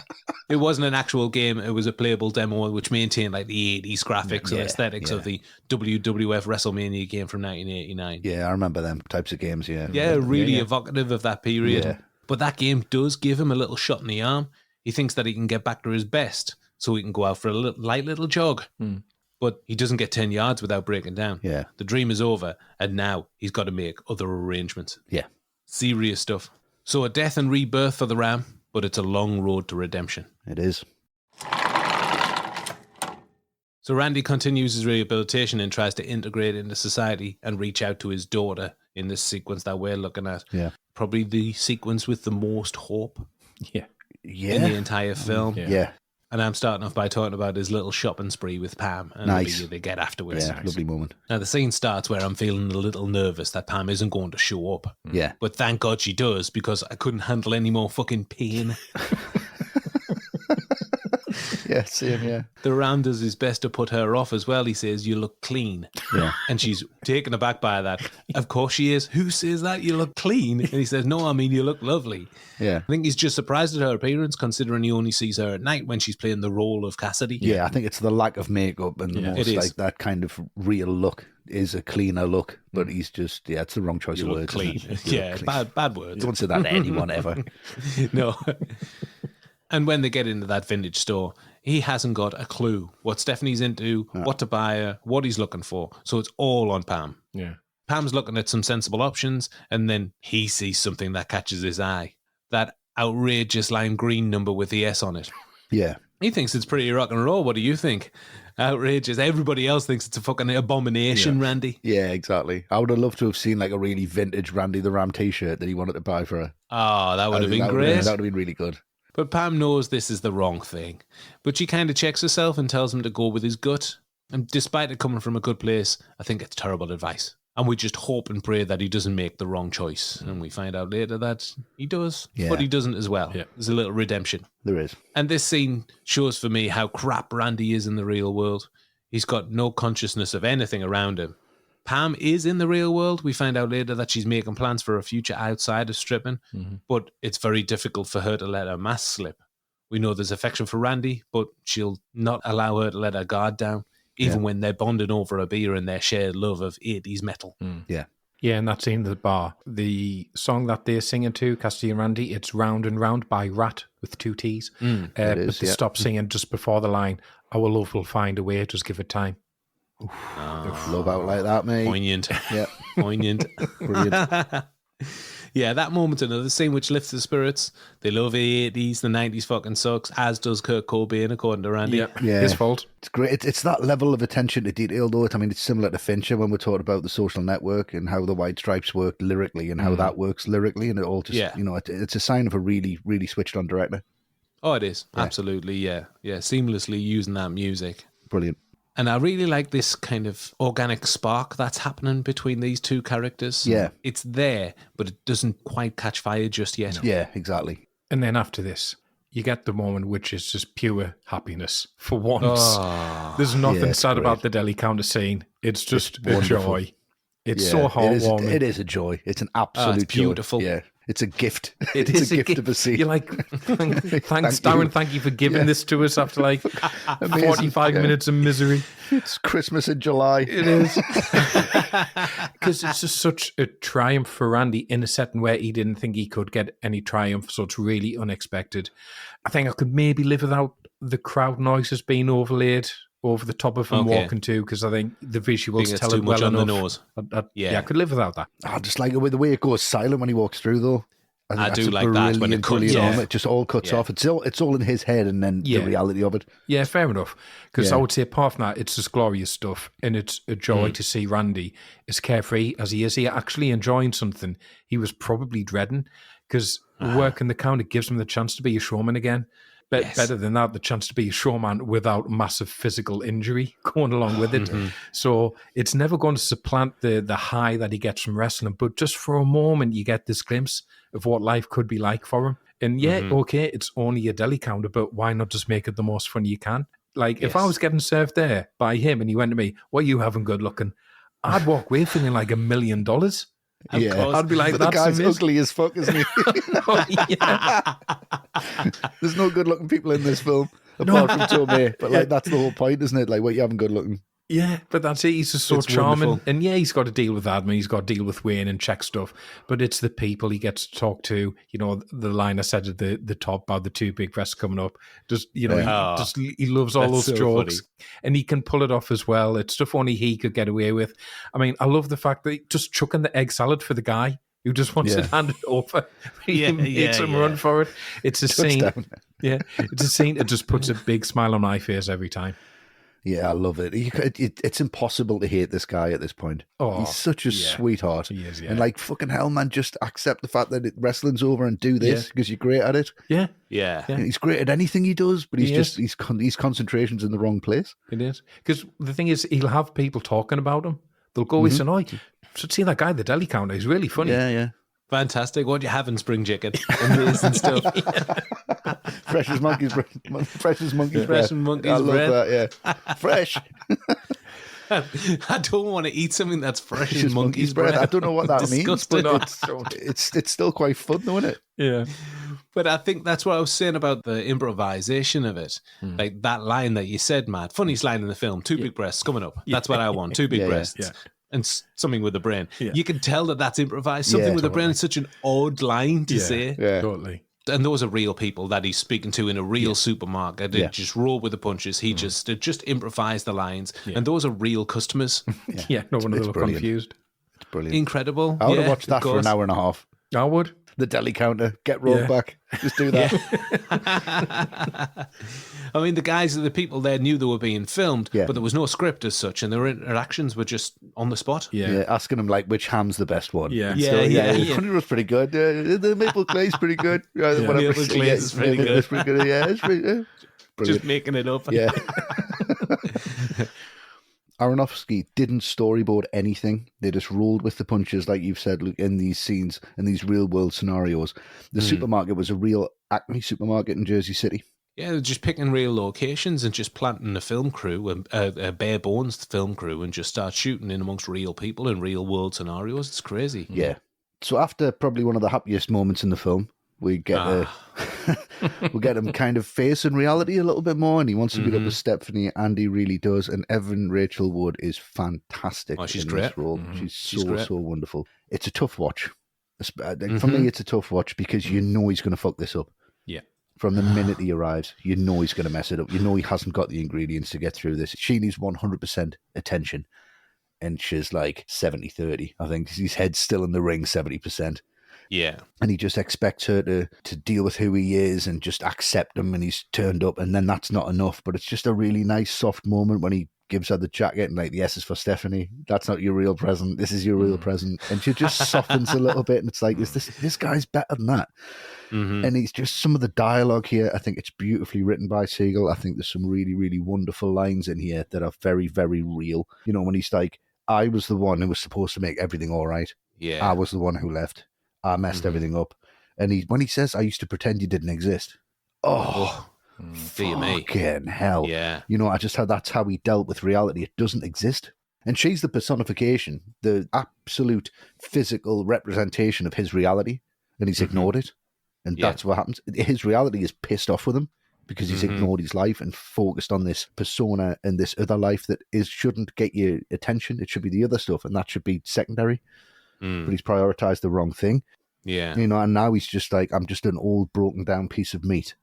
And I just don't want you to hate me. Nah. Fucking forget about it every single time. Nah. It's a bit much, isn't it? Not having it. It's a bit much. There's some lovely moments in here when she breaks into the abandoned ballroom, which is exactly where he kind of performs. And there's no ring there for him anymore. There's nothing for him to get into. And he says, we shouldn't be in here. We're not allowed to be here. And there's just that bow and there's just that little dance. And then he's walking in front of her and she just like decides to link in with him and cuddles in with him. It's so beautifully played out, and at the same time so heartbreaking because you know that this moment is never ever going to last. Beautiful performances, absolutely beautiful sequence, but fucking hell, man. Bit much in it. It is a bit much. It's fantastic. Bit much for me, Westy. It's beautifully done, and it had to be done. But they're just constantly reinforcing. It's just constant gut punches. No matter where he turns, it's a failure. Yeah, it is. Yeah. And you know it's going to happen. But he does all the right things in this sequence. Top to bottom, with Pam, at the deli counter, with Stephanie. Yeah. Which makes the impact of how he messes up every single one of them hit much harder. Yeah. Jesus Christ.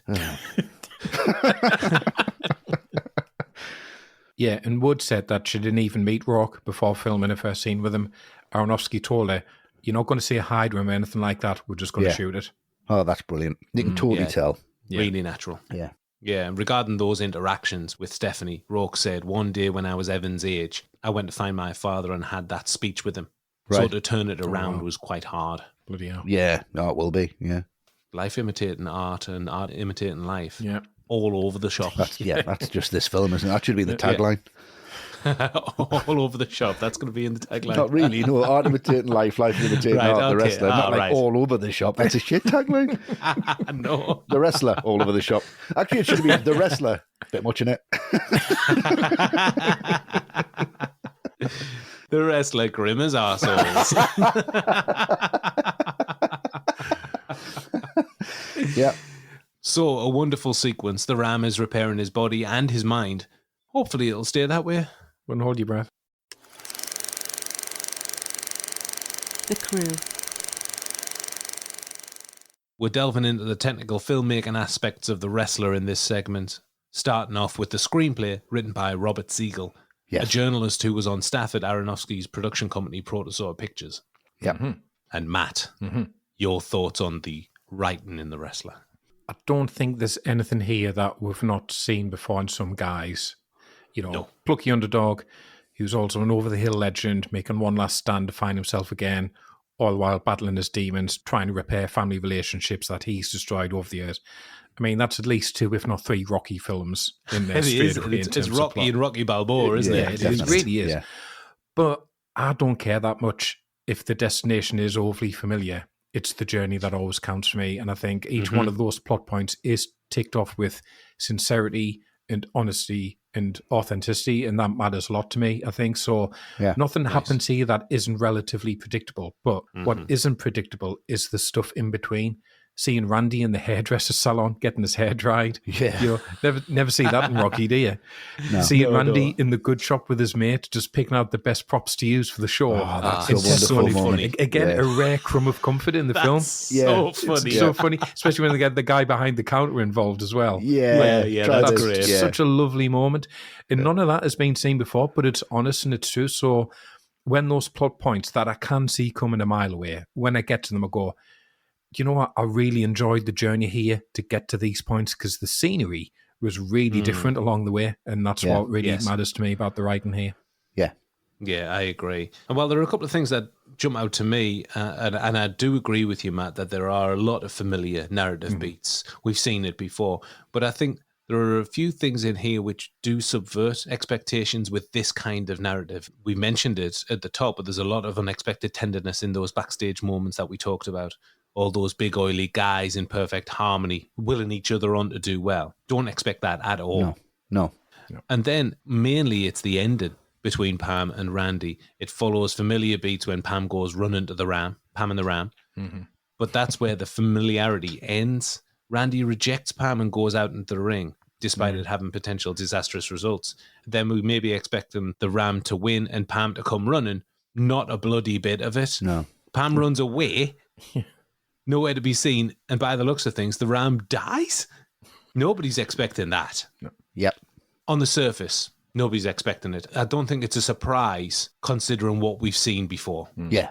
This period of cinema as well, there was a fair few downbeat endings. I mean, Seven was responsible for that, and then there was a fair few that came after. I suppose so, but you were allowed to do it. There's no redemption for any of these characters. No, I mean, it's all kind of grim. Which is a surprise. Yeah, it's all a bit much, isn't it? It's too much. I know. Black holes as arcs for everybody. Yeah. But I do think that's part of the longevity of the film. Yeah. I think it would have been another by-the-numbers sports drama if it went down that familiar route. Yeah. It would have been Rocky Balboa. Yeah. And the other thing I like is the duality in the script. There are parallels between both professions of Pam and the Ram, wrestling and stripping. Both need to be in great condition. They create a fake reality for the audiences, fake names. Pam is as tragic as the Ram. When we're first introduced, she's trying her hardest to convince those frat boys that she isn't too old. Tragic, just like the Ram. She's using her body just like Randy, and although she's still in great nick, just like him, she isn't too far from the scrap heap, considering her profession of choice. Yes, I know what you mean, yeah. And we mentioned earlier about the Ram being Robin now. He's got a different persona, the same as Pam when she meets him outside the vintage store. She's gone from Cassidy to Pam and look completely different. So there's duality in the characters at work, their alter egos, and at home as well. I really like that.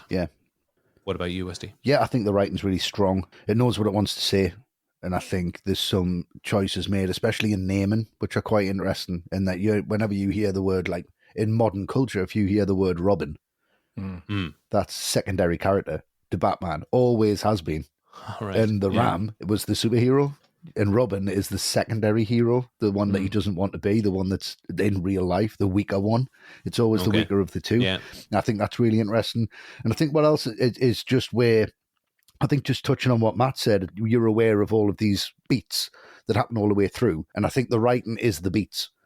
And everything that Aronofsky brings to it is the ad-lib in the middle that brings them all together. Because you can't really, I'll probably just say, the Ram is in the supermarket with a friend, but it doesn't put all them bits in. The Ram works at the deli counter, and then it puts them bits in. So I think the human element comes from the way that the film's made. But the blueprint and the structure is there. And I think they wanted to make a tragic story.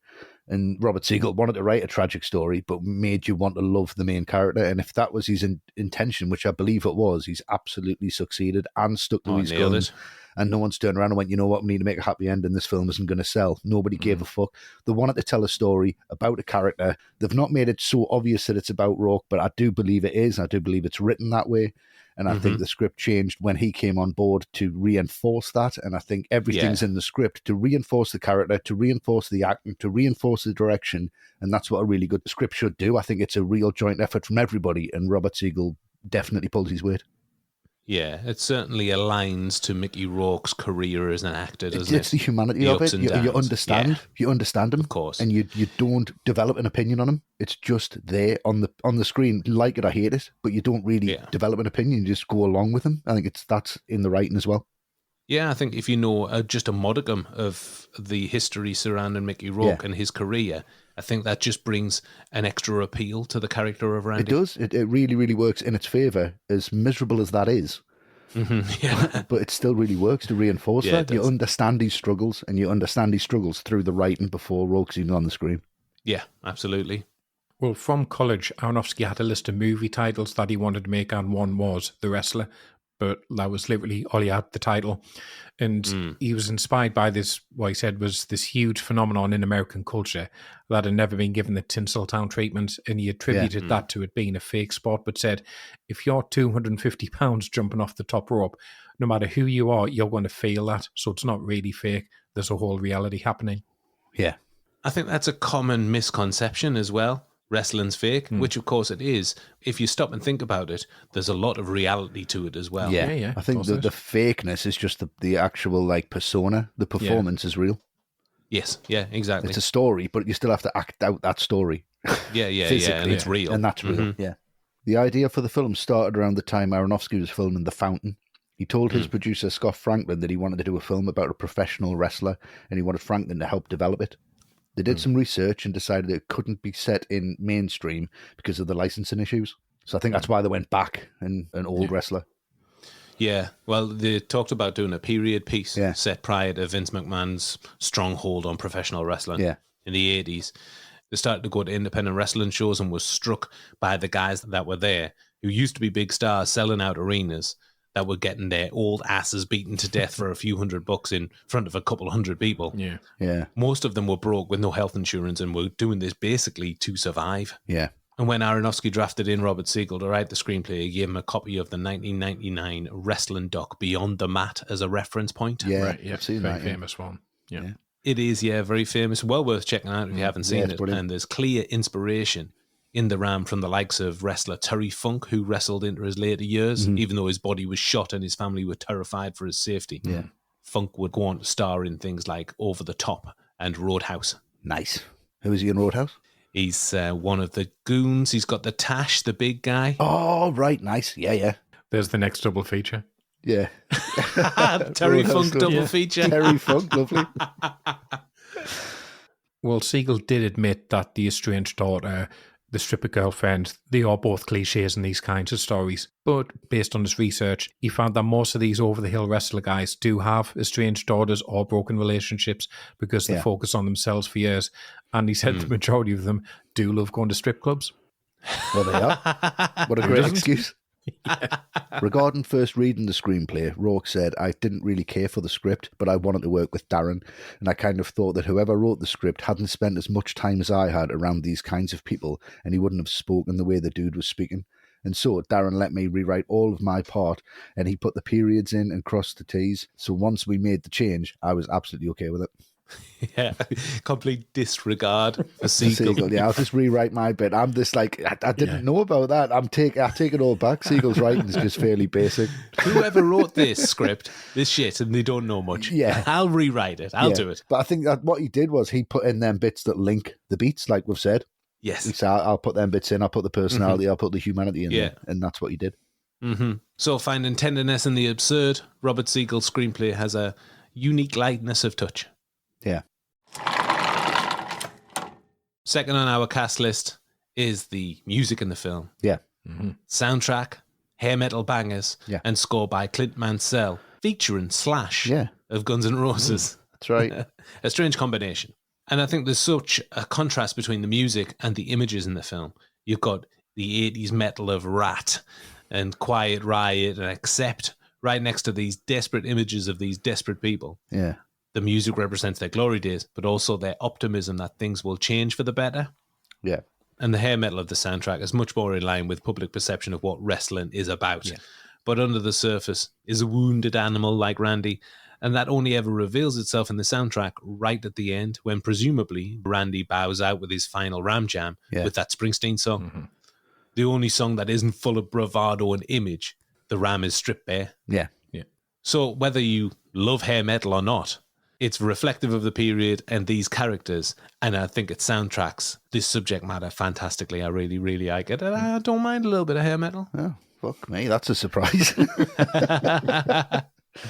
What about you, Westy? Yeah, I think, like you say, it complements the visuals perfectly, used when it should be, and used more cleverly than it should be to try and find some kind of depth and reason to these songs, but are often dismissed as just being stupid. Because it is hair metal, and they can't feel anything because it was that genre of music where people didn't really take it seriously. And like you've said, I mean, I'm surprised it's taken this long for you to mention Springsteen, but that song is unbelievable. It's really, really brilliant, and it feels like a backstage song, something that wasn't played on stage, something that was played just quietly by yourself as you practice it. Yeah, just like a warm up kind of thing, just a really self-reflective thing. And I think he nails the Ram in them lyrics. But everyone else does as well. And I think the way he says, the 90s ruined everything, Cobain turned up and ruined everything, is just his mentality. And what it does in the soundtrack is it maintains his mentality. It maintains his devotion to this other self, this false self, this, all hair metal bands were putting on a show. It wasn't a real persona. They weren't telling you who they really were. They all had like different names. They weren't real people. They were performers. As much as he was, and it is related to that period when wrestling was big, when that kind of music was big, and it really works. And that Clint Mansell track is fantastic, and I love Clint Mansell. I think his work on The Fountain is absolutely wonderful.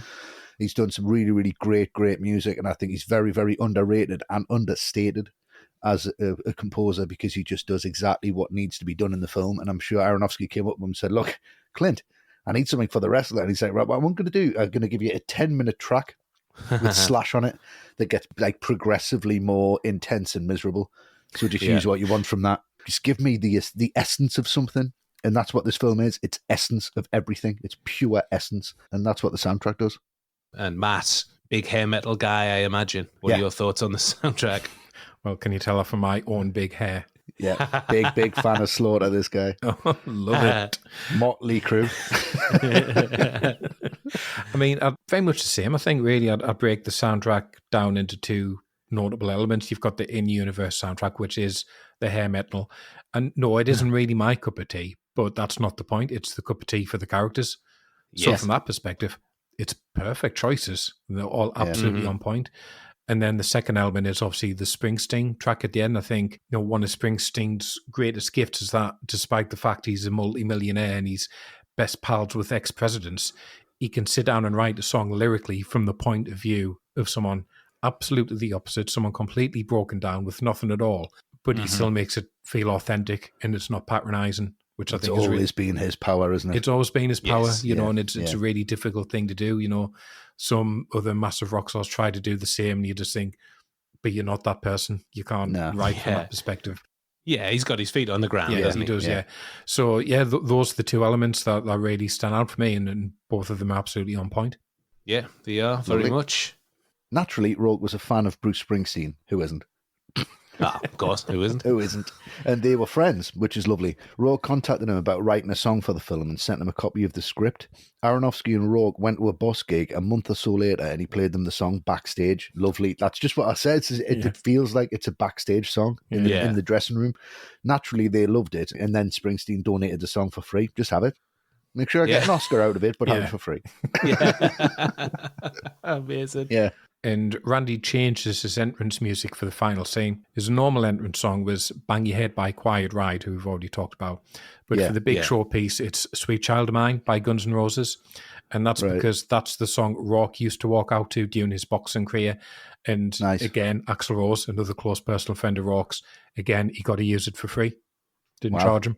Friends in high places. As soon as I heard Sweet Child of Mine, I was thinking, they must have paid a bomb for this music. That's where all the budget's gone. Obviously. And the wonderful thing is they don't overplay it, they don't overuse it. No. It's just enough. Mm-hmm. Obviously, we talked about the popular music in the film. Westy, you've talked about that brooding score by frequent Aronofsky collaborator Clint Mansell, aided and abetted by Slash of Guns N' Roses fame. He and Aronofsky met Slash a few months before completing the score for the film at a Velvet Revolver gig. Nice. Slash told him he was looking to get into new things, so Mansell approached him to help out with some of the music, and he obliged. I mean, a departure from what we'd expect from Slash, but a nice tie-in with the juxtaposition of the popular music in the film as well. Yeah. And also, he's involved in That Sweet Child of Mine as well, obviously. Yeah, that's in so there. I like all the tie-in. It's amazing. One of the getting the new things. Did the wrestler never fucking touched it again? Yep, that's it for me. Oh, they're all just miserable. Not doing that again. I'm just going to make solo albums. Fuck this. I'm not doing this again. Jesus. A 10-minute soundscape. That's enough. That's it. That's it. Like Neil Young doing the Dead Man soundtrack. That's it. Never doing anything else. So a great soundtrack and score, giving some unexpected poignancy to the hair metal excess. Definitely. Finally, a cinematographer that we haven't talked about in the past, Maurice Alberti. Yeah. Incredible work. Westy, take it away. Just wonderful. And that's all I've got to say about it, really. It really is. And the fact that I think Aronofsky just becomes the DP, you know, like Fincher, all his films look the same no matter who shot it. It's got a Fincher vibe to it. It's got a very specific tone. Spielberg's the same. Everything kind of has a Spielberg look to it. Aronofsky is Matthew Levertique. He shot everything. You know, he's done like Requiem for a Dream even, and then he's done The Fountain, then come back and did The Whale, did Black Swan, did Mother, did Noah. So everything has that kind of look where it's all kind of different. This is the only film which is a complete departure from what Aronofsky's looking to do. And it's her style.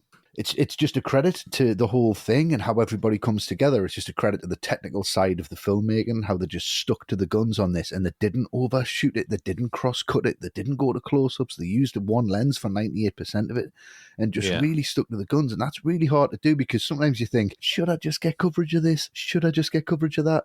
And nothing looks lit. Nothing looks planned.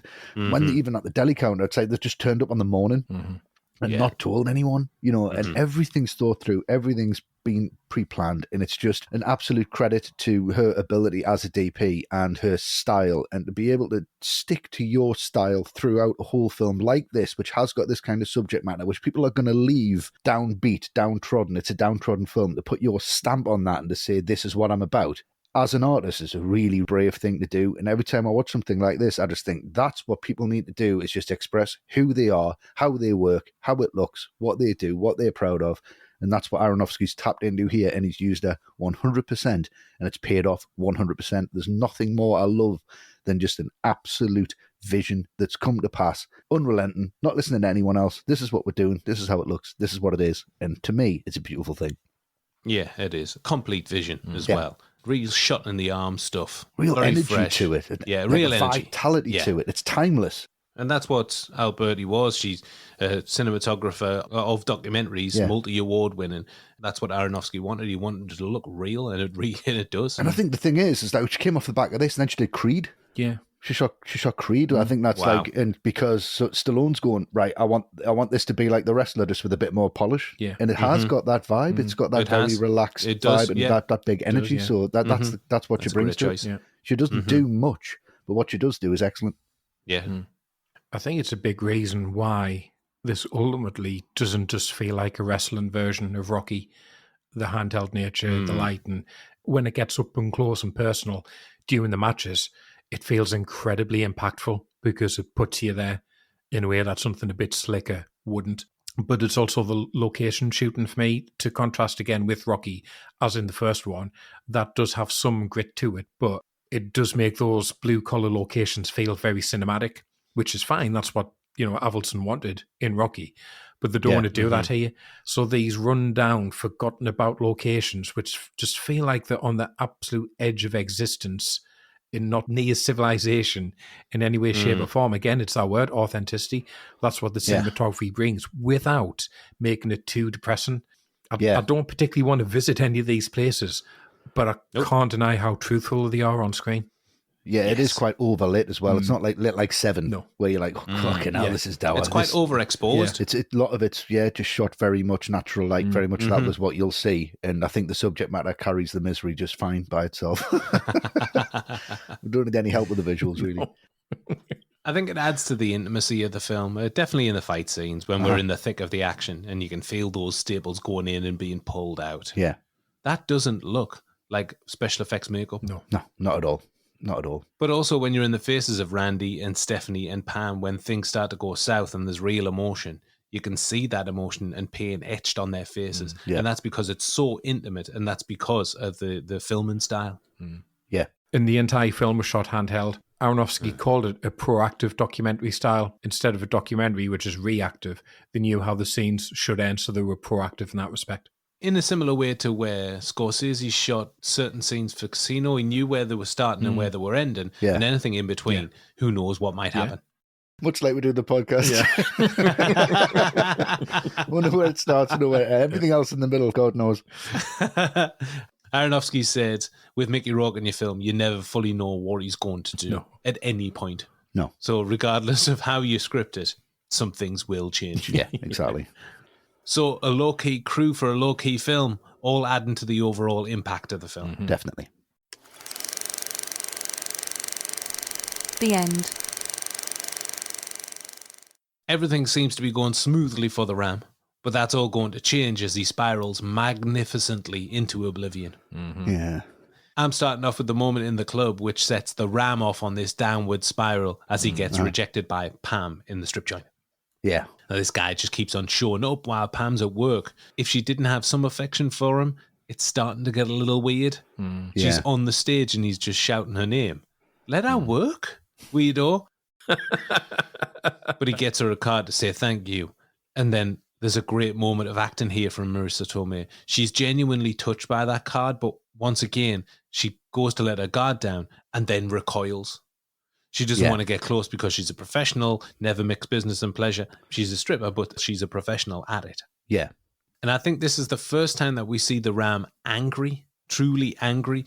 He's on this road to recovery, but this is a major dent to his rehabilitation. And despite how angry he is and how much of a scene he creates, he's got tears in his eyes. Yeah, but he brings it on himself, doesn't he? He does bring it on himself, of course. And he I does. think what he's doing is he's reinforcing her character, and he wants her to reinforce his character, but she's reinforcing his reality, and he's turning up in her fantasy. Yeah, Do you know what I mean? So he would like her to turn up outside the ring and shout his name. Yeah, of course. That's what he wants, and he feels like he's doing the right thing. It's heartbreaking stuff. Yeah, there's the duality of it, and the two conflicting emotions from the Ram here is his anger, but his tears of sadness as well, again reflecting the character and the film overall. A very small scene, but Jesus Christ, spectacular. Yeah, superb. Come on, Randy. Oh, disappointing stuff.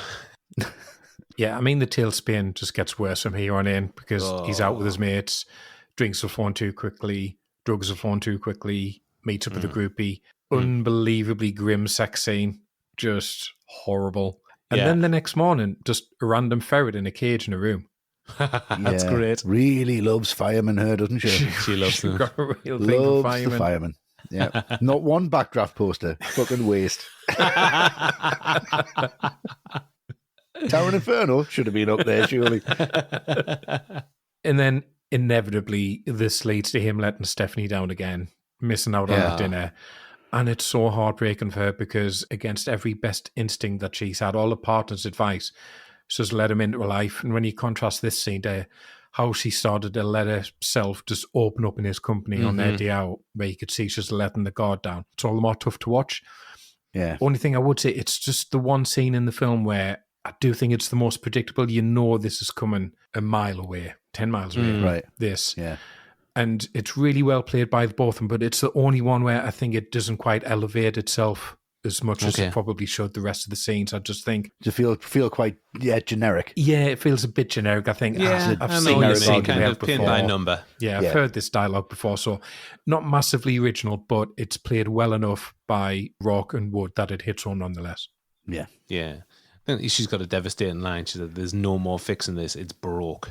Yeah. Done. You are done, Randy." Yeah. Oh. The coke that the Ram snorts in the scene before that is obviously not real shit, obviously. No. It's in acetol powder, often used as a mood stabilizer and to aid metabolism. Right. Rourke was not made aware of the slight high that the powder might produce and started freaking out, thinking that he was off his tits. Thankfully, he wasn't. Yeah, I mean, we went from the deli counter being really happy to the deli counter feeling like some kind of nightmarish dream sequence. I always feel like this isn't real. Yeah. I always feel like it's just in his head and he's going to snap out of it and it's just going to be a next customer, right? Number 17 or whatever. And it feels like, it's not real. And there's a wonderful build of tension all the way through. You can see that when his life's going right and he's on track, he's a really nice person and he's really positive and he gives time to everybody, and his life's not right and it's not going on track and he needs to do something desperate. And that thumb in the meat slicer, man. You could just leave. Like, just leave the job. Don't cut your fucking thumb off. And it's like cutting your nose off to spite your face. You know, it's got that. He needs to physically damage himself to leave something. And what a way to do it. And just, you know, that thumb in the slicer, and he's out of there and he's just, it's really heartbreaking. And it should be a punch the ceiling moment. It should be like punch the air. Yes, fuck you. I'm out here. I'm going to, you know, get my career back on track. But he's literally saying, no, I'm leaving this, which is one of the most secure things I've got in my life. And I'm going back on the ledge again. You know, it's his trip towards suicide, I think. You know, everything's gone, everything's lost. Yes. At this point, and it's really, really hard to bear, because it should be powerful, it should be uplifting, it should be like, you know, this is where Sweet Child of Mine should have kicked in. He's going to get his wrestling career back on track. He's fixed himself. He's back with his daughter. He's got a love interest. Here we go, the big ending. But it's not. It's the opposite of that. Yeah. And I wish it wasn't, but it is. So there you go. I think that's a great visual, that he has sliced his thumb. He's seen the blood. That's what he sees. He sees the blood in the opening exchange, his opening fight, and that's the catalyst for him to win. Yeah. This is the same here. He needs that cue, doesn't he? Yeah, he needs that physical change. Yeah. To change himself emotionally, he needs to be physically changed first. So Randy trying his hardest to be a working stiff, but it failed in spectacular style. So after his remarkable performance at his 9 to 5, Randy is back in the game and preparing for FanFest. We're headed to Wilmington for the final showdown, and Matt, you're going to take it away. Yeah, it starts off with this really interesting scene where he's prepping at home, because it's another one that comes down to the authenticity of the character, the story. This is the final fight coming up, the moment of possible redemption. And if this was a Rocky film, this is where you'd get the training montage. This is where the theme kicks in, and it'd be pounding up the Philly steps, throwing tires off the wall, hammering a punch back into oblivion. Not here. Here, he's doing his roots. He's applying the fake tan, but because he's getting old, his eyesight's going, he's have to squint at the bottle just to read it, to know how to use it. Terrific. And he's doing it all in this grotty little sink as well. I mean, the film's never ever tried to pretend this is a glamorous life at this level, and it just stays true to itself right at the very end. Yeah, I mean, while you're mentioning that, can we talk about Mickey Rourke's fingernails, please? They're like blocks of Lurpak on the ends of his fingers. I noticed. Huge, really grim, like wheels of cheese. Not even mad. That's amazing. That's amazing. And then even the fact that Cassidy turns up to make amends, to apologise, even that's not enough at this point to dissuade Randy from, you know, his date with Destiny. So if you're on the outside looking on, you'd be screaming at him at this point. Just stop. Look who's in front of you. You know, look who's going to be there for you, and who knows where that could go. But, you know, as Westy says, there's only one place Randy's going now, and nothing's stopping him. Yeah, highway to hell. Forget about it. I like the juxtaposition between that home preparation that you talked about, Matt, and how he was prepping about an hour ago when he was going to the tanning salon and he was going to the hairdressers. He hasn't got the money for that now. No. So he's doing it at home, DIY. Yeah. Getting that last pump on with them, just like free weights and oh God, so depressing. Brutal. So when Randy gets to the event, he catches up with the Ayatollah. Yeah. And what I really like is the contrast between these two characters. This situation, this event, 20th anniversary of his glory days, this is everything for the Ram. It's his life's work and everything's riding on it. But the Ayatollah is just super breezy about things. I don't think you could care less if he's here or not, to be honest. I think he's there for the fun of it, a bit of nostalgia. But all he's bothered about is businesses. Because he's talking about cars before the Ram arrives, and then he picks up the conversation straight away when the Ram leaves. At every turn, this film emphasizes how much wrestling is in Randy's blood, and he could never turn his back on it. This is an inevitable conclusion. Yeah. I think it could be construed as a little cheesy, the way that Pam leaves the strip joint and goes straight to Wilmington for Randy. Seen that before. Yeah. But I can't buy it. The spark is finally lit for her, and she's desperate not to lose something real, because she's never had that for years. But it is too late, because the Ram has made his mind up. He knows this is where he belongs. It's all he knows. the world doesn't give a shit about him, he says, and the only place that he gets hurt is in the real world. I think that's really poignant stuff and really tragic. These two tragic figures could never get what they really deserve because at their heart, they're both good people. Mm-hmm. Yeah. But the performance is more important than the reality. Mm-hmm. Yes, it is. Yeah. And what an entrance. Busting through those curtains to Sweet Child of Mine. Yeah. If you're going to go out in style. Yeah. Oh, yeah. Die with your boots on. Yeah, I love it. Lovely. So before we get to the big showdown with the Ayatollah, it's time for our third and final question from one of our Patreon supporters. So this one comes from Eamon Keating. Hello, Eamon. Hello, Eamon. Hello, Eamon. Eamon says, if you could wrestle one movie character, who and why? Brilliant. Short and sweet. Lovely. Matt, who would you fight and why? Small question, big answers this. Big answer. I mean, I did have a few, and one just came to mind, which goes back to the other question because of what your nickname was for me, Luke. So I'd wrestle Bill the Butcher from Gangs of New York. Let's find out who the real butcher is. Great. So nice. I would do that. And I will just say before that, I was going to say, we just covered him, but I would wrestle Jesse Eisenberg from The Social Network. Right. Because he doesn't roll through. So I could definitely take him. Yeah, you could. Yeah. Brilliant. What about you, Westy? Loads. Absolutely loads. Yeah. Too many. How many have you got? 10? 1, 2, 3, 4, 5, 6. Kilgore from Apocalypse Now. Tear you apart. I want to get involved with that guy just for a bit of a cuddle. He's great. I would fight Jack Torrance. That would be good. Yeah. He would have a good entrance. That would be great. And you know, Terry Silver from The Karate Kid Part 3. That fucking piece of shit. 3. I'd rip his ponytail off. I hate him. Freddy Krueger, I'd like to have a go at. In the real world, because he's got no real strength when he's in the real world. Just get one of those sledgehammers and then set them on fire. Absolutely. That would be a real show. Leatherface, I'd like to have a go out because, I mean, if I'm going to get killed, I want to get killed by the best. You are. I mean, you're choosing a lot of people who I don't think you could really compete with, to be honest with you. You're right. I'm not expecting to win. I just want to meet these people. And last one will be Indiana Jones. Great. That's it. No context, just Indiana Jones. No context, just Indiana Jones because he's the greatest movie character of all time. And I'll just put on loads of weight and come down as like the boulder and chase him. I'll just roll down towards the ring. Like wonderful, that's better.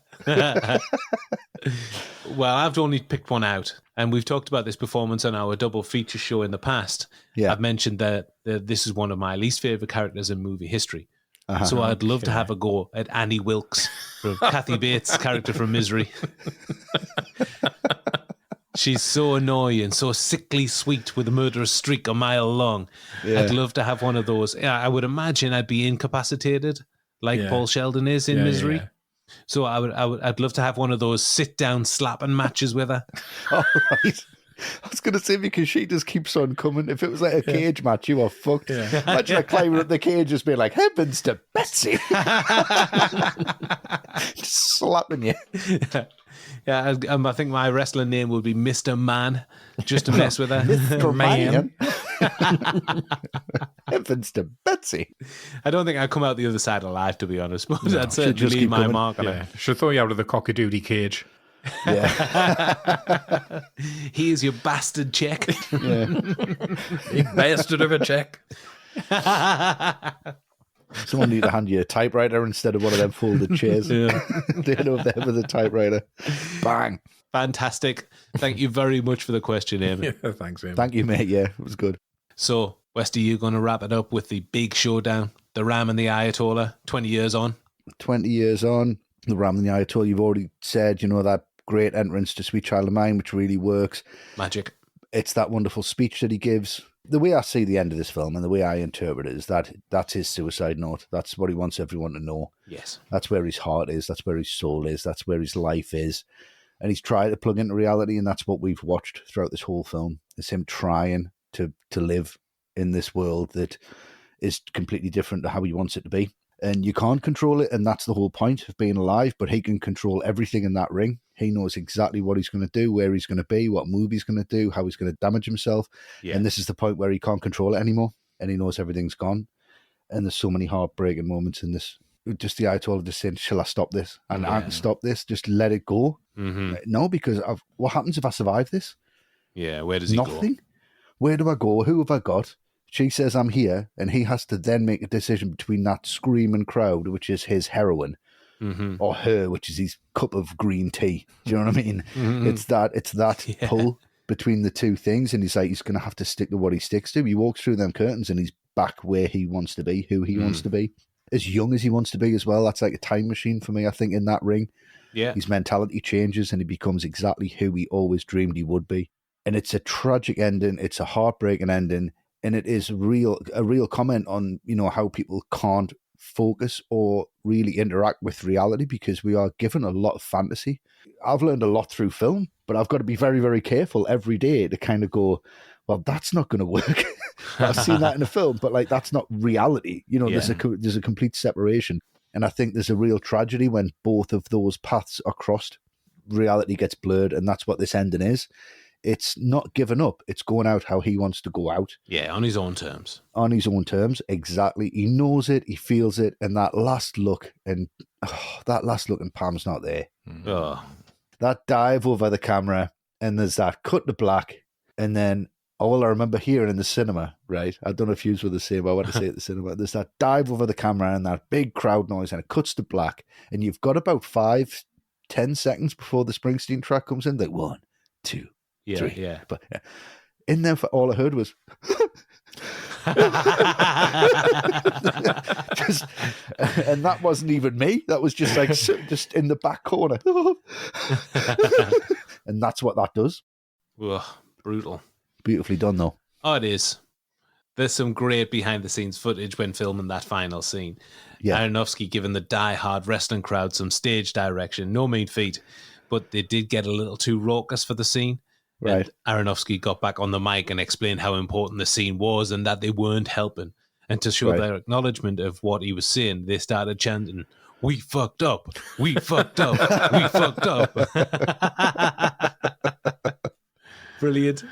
The Ram's emotional speech at the end, which I've mentioned, was inspired by one of the Hart family during a wrestling event they were at. He made a heartfelt speech, and as soon as he was done, Rourke and Aronofsky knew it had to go in the film.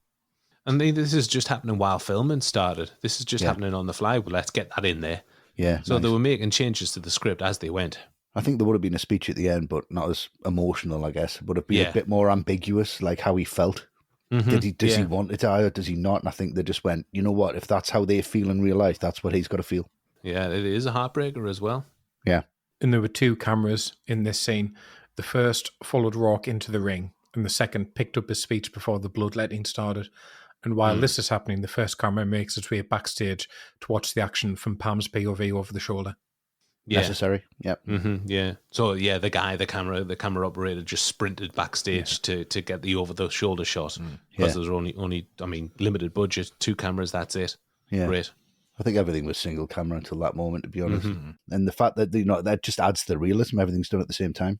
Yeah, it does. This final scene proved to be a step too far in the eyes of Iran, who has a long-standing line of complaints towards its depiction in Hollywood.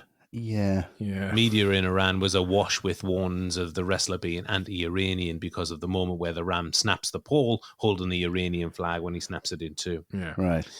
Ernest Miller plays the Ayatollah. Unsurprisingly, Miller was a professional wrestler of yesteryear known as the Cat, but he was not Iranian. Okay. An insult to injury there. Yeah. So Randy Robinson going out on his own terms in a blaze of glory from the top turnbuckle. The only fitting ending for the Ram, surely. Yeah. Yep. Reception and awards. The wrestler was screened at the Venice Film Festival on September 5th, only 2 days after post-production was finished. Wow. Incredible stuff. Yeah. It went on to win the prestigious Golden Lion Award for Best Picture, and if jury chairman Wim Wenders had his way, Mickey Rourke would have walked off with the Best Actor prize as well. But according to the rules of the festival, no film can win both awards, unfortunately. Right. It's a shame. Shame. Yeah. The wrestler generated a huge amount of buzz, and 3 days later, Fox Searchlight bought the North American rights to the film at the 2008 Toronto International Film Festival for $4 million. Naturally, due to the success of the film, WWE wanted to get in on the action and started promoting it during the build-up to WrestleMania 25. Right. Behind the scenes, it was all being arranged for Mickey Rourke to take on wrestling star Chris Jericho for the big event. But on the promotion circuit, Mickey Rourke let the cat out of the bag, and in the uproar, this was changed to merely making an appearance at WrestleMania where he quickly dispatched Jericho as opposed to appearing in a full matchup with him. Right, okay. Disappointing stuff. Yeah. The film resonated deeply with professional wrestlers and by most accounts is an accurate depiction of the pain they inflict on themselves and the psychological torment they go through. The wrestler made Roddy Piper break down in floods of tears into Mickey Rourke's arms at the screening. Wow. Yeah. Incredible stuff. Yeah. The validation that they really wanted was from Vince McMahon, the head honcho of wrestling. Yeah. Aronofsky got a call from him saying how special a film that he thought it was. Yeah. Wonderful stuff. It's a real homage to them guys who sacrificed themselves for the sake of entertainment. Mm-hmm. It resonated with audiences as well. On a $6 million budget, it returned $44.7 million worldwide. Pretty good going. That's really good. Not bad. Yeah. The movie critics of the world were united in their praise for the film, with Rourke's performance grabbing headlines all over the place. Yeah. Empire gave it 5 out of 5 and said, strangely, this is the closest thing yet we've come to an Aronofsky comedy. I think that's a bit of a stretch. Right. And then, Noah was yet to come out. They said close enough to suggest it's a genre he'd do well at if he was so inclined. Disagree. Yeah. An emotional smackdown. Rourke's never been better, and the change of pace and texture suits Aronofsky perfectly. The raging bull of wrestling movies? Oh, go on then. Yeah. Go on then. That'll do. Yeah. Variety said Rourke creates a galvanizing, humorous, deeply moving portrait that instantly takes its place among the great, iconic screen performances. Yeah. It does indeed. Immediate praise. Yeah. And for the triumph of movie critics, Roger Ebert, what do you think he gave it out of 4 chaps? 3. Oh, you're both wrong. It is a big time 4 out of 4. Oh. Big time. Nice. Yeah. He said, I cared deeply about Randy the Ram as any movie character I've seen this year. I cared about Mickey Rourke too. The way this role and this film unfold, that almost amounts to the same thing. Rourke may not win an Oscar for Best Actor, but it would make me feel good to see him up there. It really would. Nice. We believe you, Roger. Yeah. It'll be a surprise to nobody that The Wrestler added to its Golden Lion at the Venice Film Festival with a number of nominations and awards, with Mickey Rourke being the big winner. Yeah. At the Golden Globes, Rourke picked up Best Actor and Springsteen Best Song. Tomei was nominated but lost out to Kate Winslet for The Reader. Nice. Good film. Shame. At the BAFTAs, Rourke picked up Best Actor and Tomei lost out to Penelope Cruz for Vicky Cristina Barcelona. Right. Right, okay. Yeah. And to complete the hat-trick for Tomei at the Oscars, she also lost out to Penelope Cruz. Right. Yeah. Damn shame. Yeah, and at the Oscars, Rourke did lose out to Sean Penn for Milk as Best Actor. And actually, during his speech, Penn ignored all the other nominees, but concluded his speech by singling Rourke out for special praise and said, Mickey Rourke rises again, and he is my brother. Wonderful. Yeah. The other three guys. Go fuck You're yourselves. not my brother. Yeah. You're all shit. And he didn't really, did he? He rose He and rides then again for an hour and a half. went back but- down again. Yeah, he wrote, Yeah. body slammed straight out of there. Yeah. So an unexpected hit on all fronts for the wrestler. Big praise, big box office, big awards. Big film. Sequels and influence. No sequel for the wrestler, naturally. We don't think that Randy would survive it, quite honestly. No. So what of the film's influence and or legacy? Westy, what are your thoughts? I think it's just the style, it's the technique, it's the ability to convince people to offer a really bleak film where we don't have to go for, big endings. And the film that I saw after this, which came out a year after, was the John Hillcoat film, The Road. And I thought that was very, very similar in tone, very documentary style, very much, we can end on a dour note. Yes, Very we can do. miserable. Yeah. Yeah, and it seems like there was kind of a spate of them, but the Road to me kind of just sticks in my head is that it's got this very grey. It's it's not going to end well, Yeah. and it's very grey, and it just reminds me of The Wrestler in that regard. I think there was a few around that time that just really took that technique on and that style of filmmaking and just made it a little bit more realistic. So I think it has helped people by saying you don't have to have this uplift. There has been films peppered through history like that, but I think The Wrestler kind of reared its head and went, we can make money on misery, so let's do that more. Why not? Why not? Works for me. Yeah, regarding its legacy, I mean, it's obvious to say that this is the rebirth of both leading actors.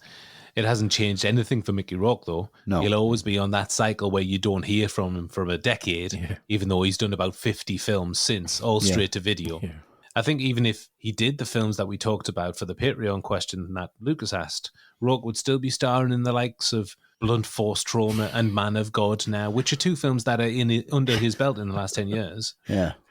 Straight to video. Yeah. He's exec producer on them, though, so that's all right. Coining it in them. Yeah. That's his brown paper bag taken care of, isn't it? I think Marissa Tomei is a different kettle of fish. She probably wouldn't have got the part in The Lincoln Lawyer and The Ides of March if it wasn't for this film. Very possibly, yeah. And now she's part of the MCU, and I think a lot of that consistency is down to this film. Just a shame that they don't make films where she could play the lead, because I think she's underused. She is an underused actress of her generation. Very much. Definitely. Yeah. But mainly, I think The Wrestler cemented Darren Aronofsky's place in Hollywood. Yeah. I think he was seen as a bit of a curio director with flashes of brilliance, and this showed that he could work on a shoestring and come up with something quite special. I just don't think he's directing Black Swan 2 years later if it wasn't for this. No. Nah, not at all. No. Black Swan, his magnum opus for me. I love it. Do you think? And yeah. I think this is better for me. I wouldn't dispute it. I think it just depends on your tastes. Yeah, definitely. But hopefully we'll be able to talk about Black Swan, because I love that. And Natalie Portman in it's fantastic. Yeah, I think a Portman double feature. I think Black Swan and Leon would be great. Ooh, very nice. Don't talk about Leon though. We got there was hell to pay the last time we talked about that one. Good point. Yeah. Matt, what about you? Influence, legacy of The Wrestler? It's one where I think it's got more legacy than influence, I would say. I don't think I've seen a lot of films where I think, they've definitely seen The Wrestler. I don't think it's passed down in that way. Didn't really lead to a resurgence of wrestling films. There was Iron Claw last year, which I really enjoyed, actually. It's worth checking out if you're not seeing it already. Right. Okay. So it is more of a legacy film for me, and it's a legacy of one, kind of saying what you said, Luke, about Aronofsky. Just putting him really on the map as someone who had commercial viability all of a sudden. Yes. And I think kind of standing back, looking at his career where it is now, it's one where you go, on one hand, it's quite atypical for him, this type of film. But on the other hand, it does have that commonality with other films of his. Like I said, the whole thing about the self-destructive central character, he zeroes in on that a lot. But obviously, the biggest legacy is the Rourke performance. It's one for the ages.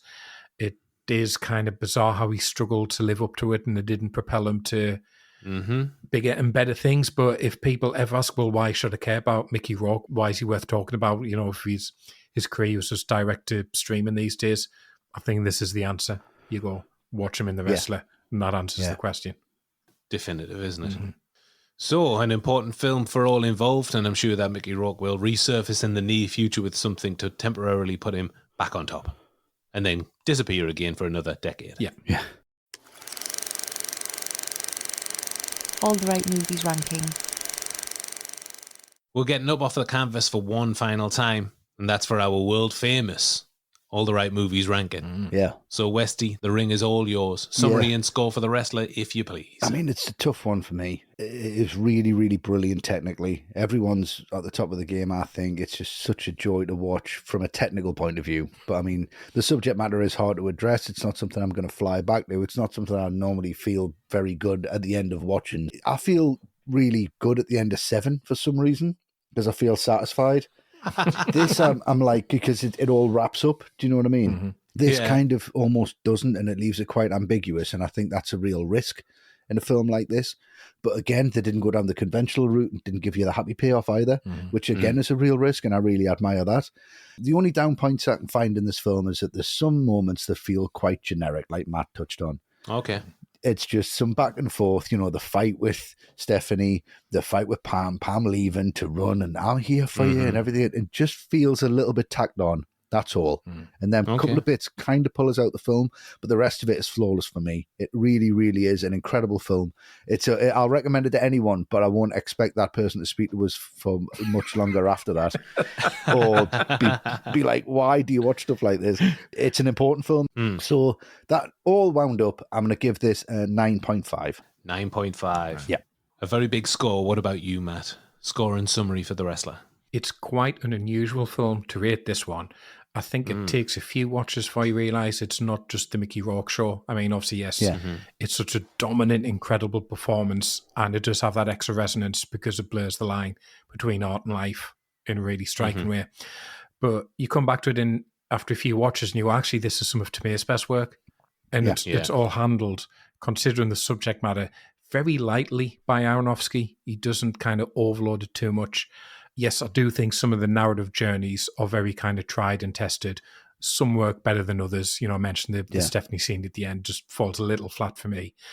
Okay. And I think because, this is episode 99, I think it's inevitable that we'll repeat ourselves at some point.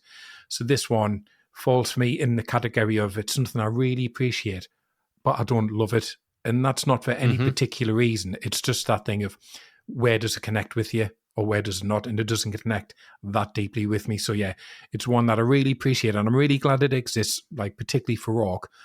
But I think the most honest rating for me would be an 8.5. Oh, okay. Yeah, okay. Yeah, that's still a good score. Totally understandable points, yeah, totally.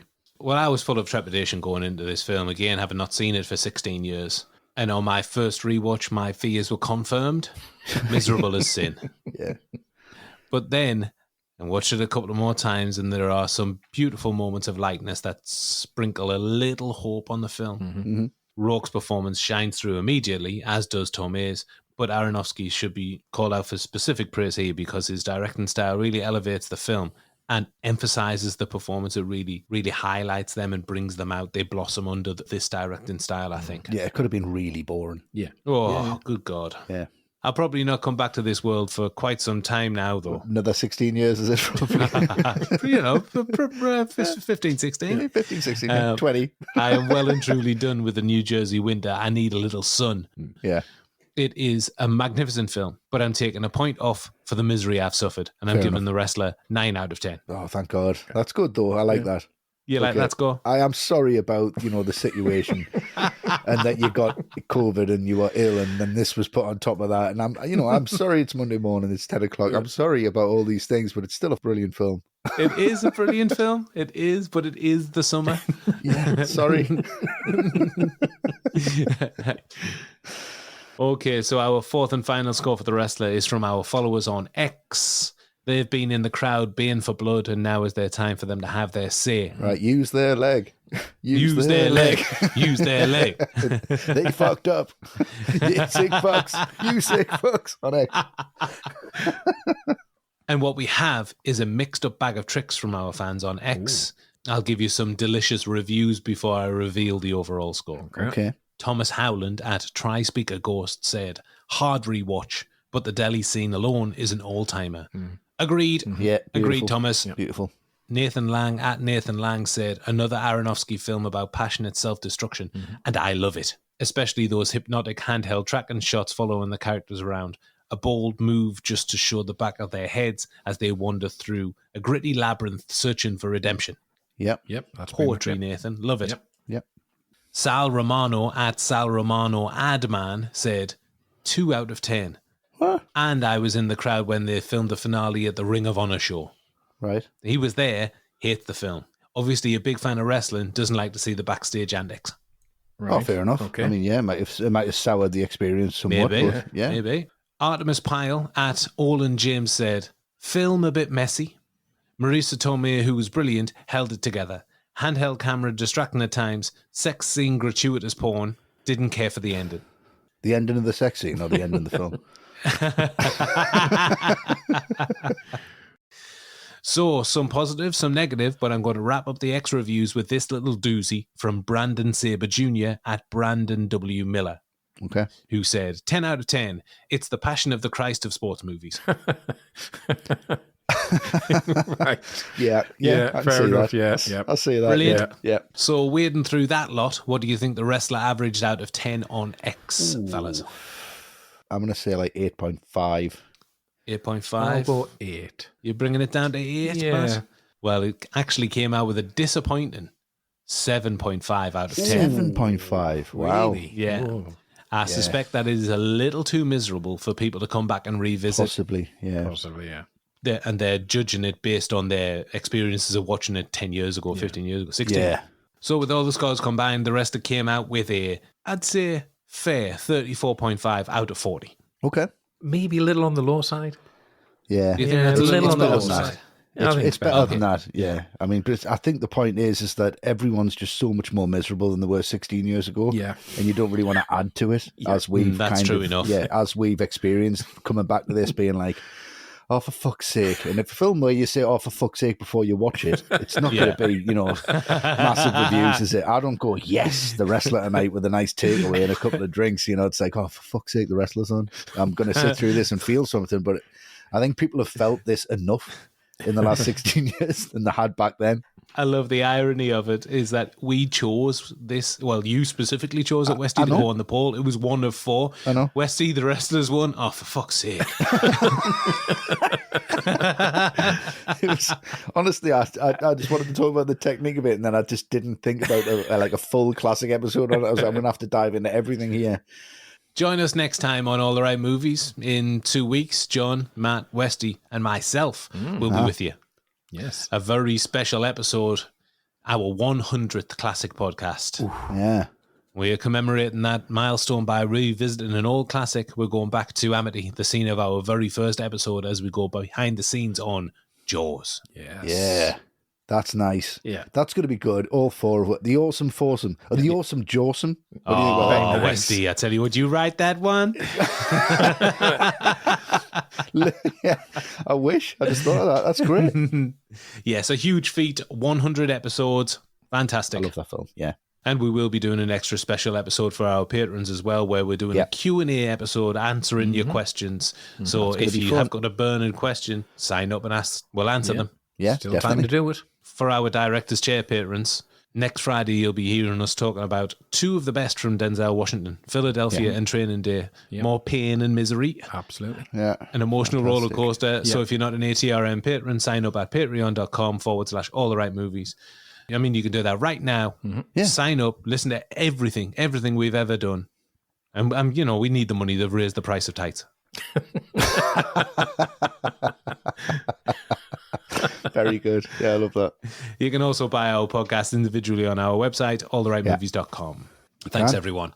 Thank you so much. Yes. Also, as an extra special treat, the latest episode of our movie interview show, A Life in Movies, will drop next Friday. We'll be talking to Dan Myrick, co-writer, co-editor, co-director of the seminal classic, The Blair Witch Project. Wow. Looking forward to that. Yeah. Mm-hmm. I'm looking forward to standing in the corner of the room with me head bent over, just waiting for absolute demise. Cannot wait.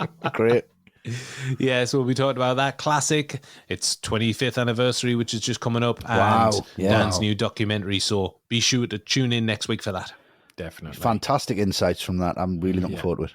And if you think this is a 5-star podcast, and why wouldn't you? Why wouldn't you? Please take a 1 minute out of your time to rate us on Apple Podcasts and Spotify. 5 stars would just about do it. If you're listening on your phone, open one of those apps now and do it now. Mm-hmm. Yeah, We'd love that. exactly. And please keep up to date with us on social media. On X, we are at All the Right Movies. We post all day, every day, behind the scenes, photos, interviews, and outtakes, and of course, our making of movie threads, which tell the behind the scenes story of classic movies. Like our podcasts, they are wonderful, and all of the thread info comes directly from the cast and crew or is corroborated by at least 3 sources. So keep checking back daily for loads of additional content. Yeah, fantastic stuff. Also on Instagram and threads, we are at all_right_movies. On TikTok, we are at All the Right Movies. Join our Facebook group for some very appealing movie chat, some great recommendations and discussions. Yes, always nice, always pleasant.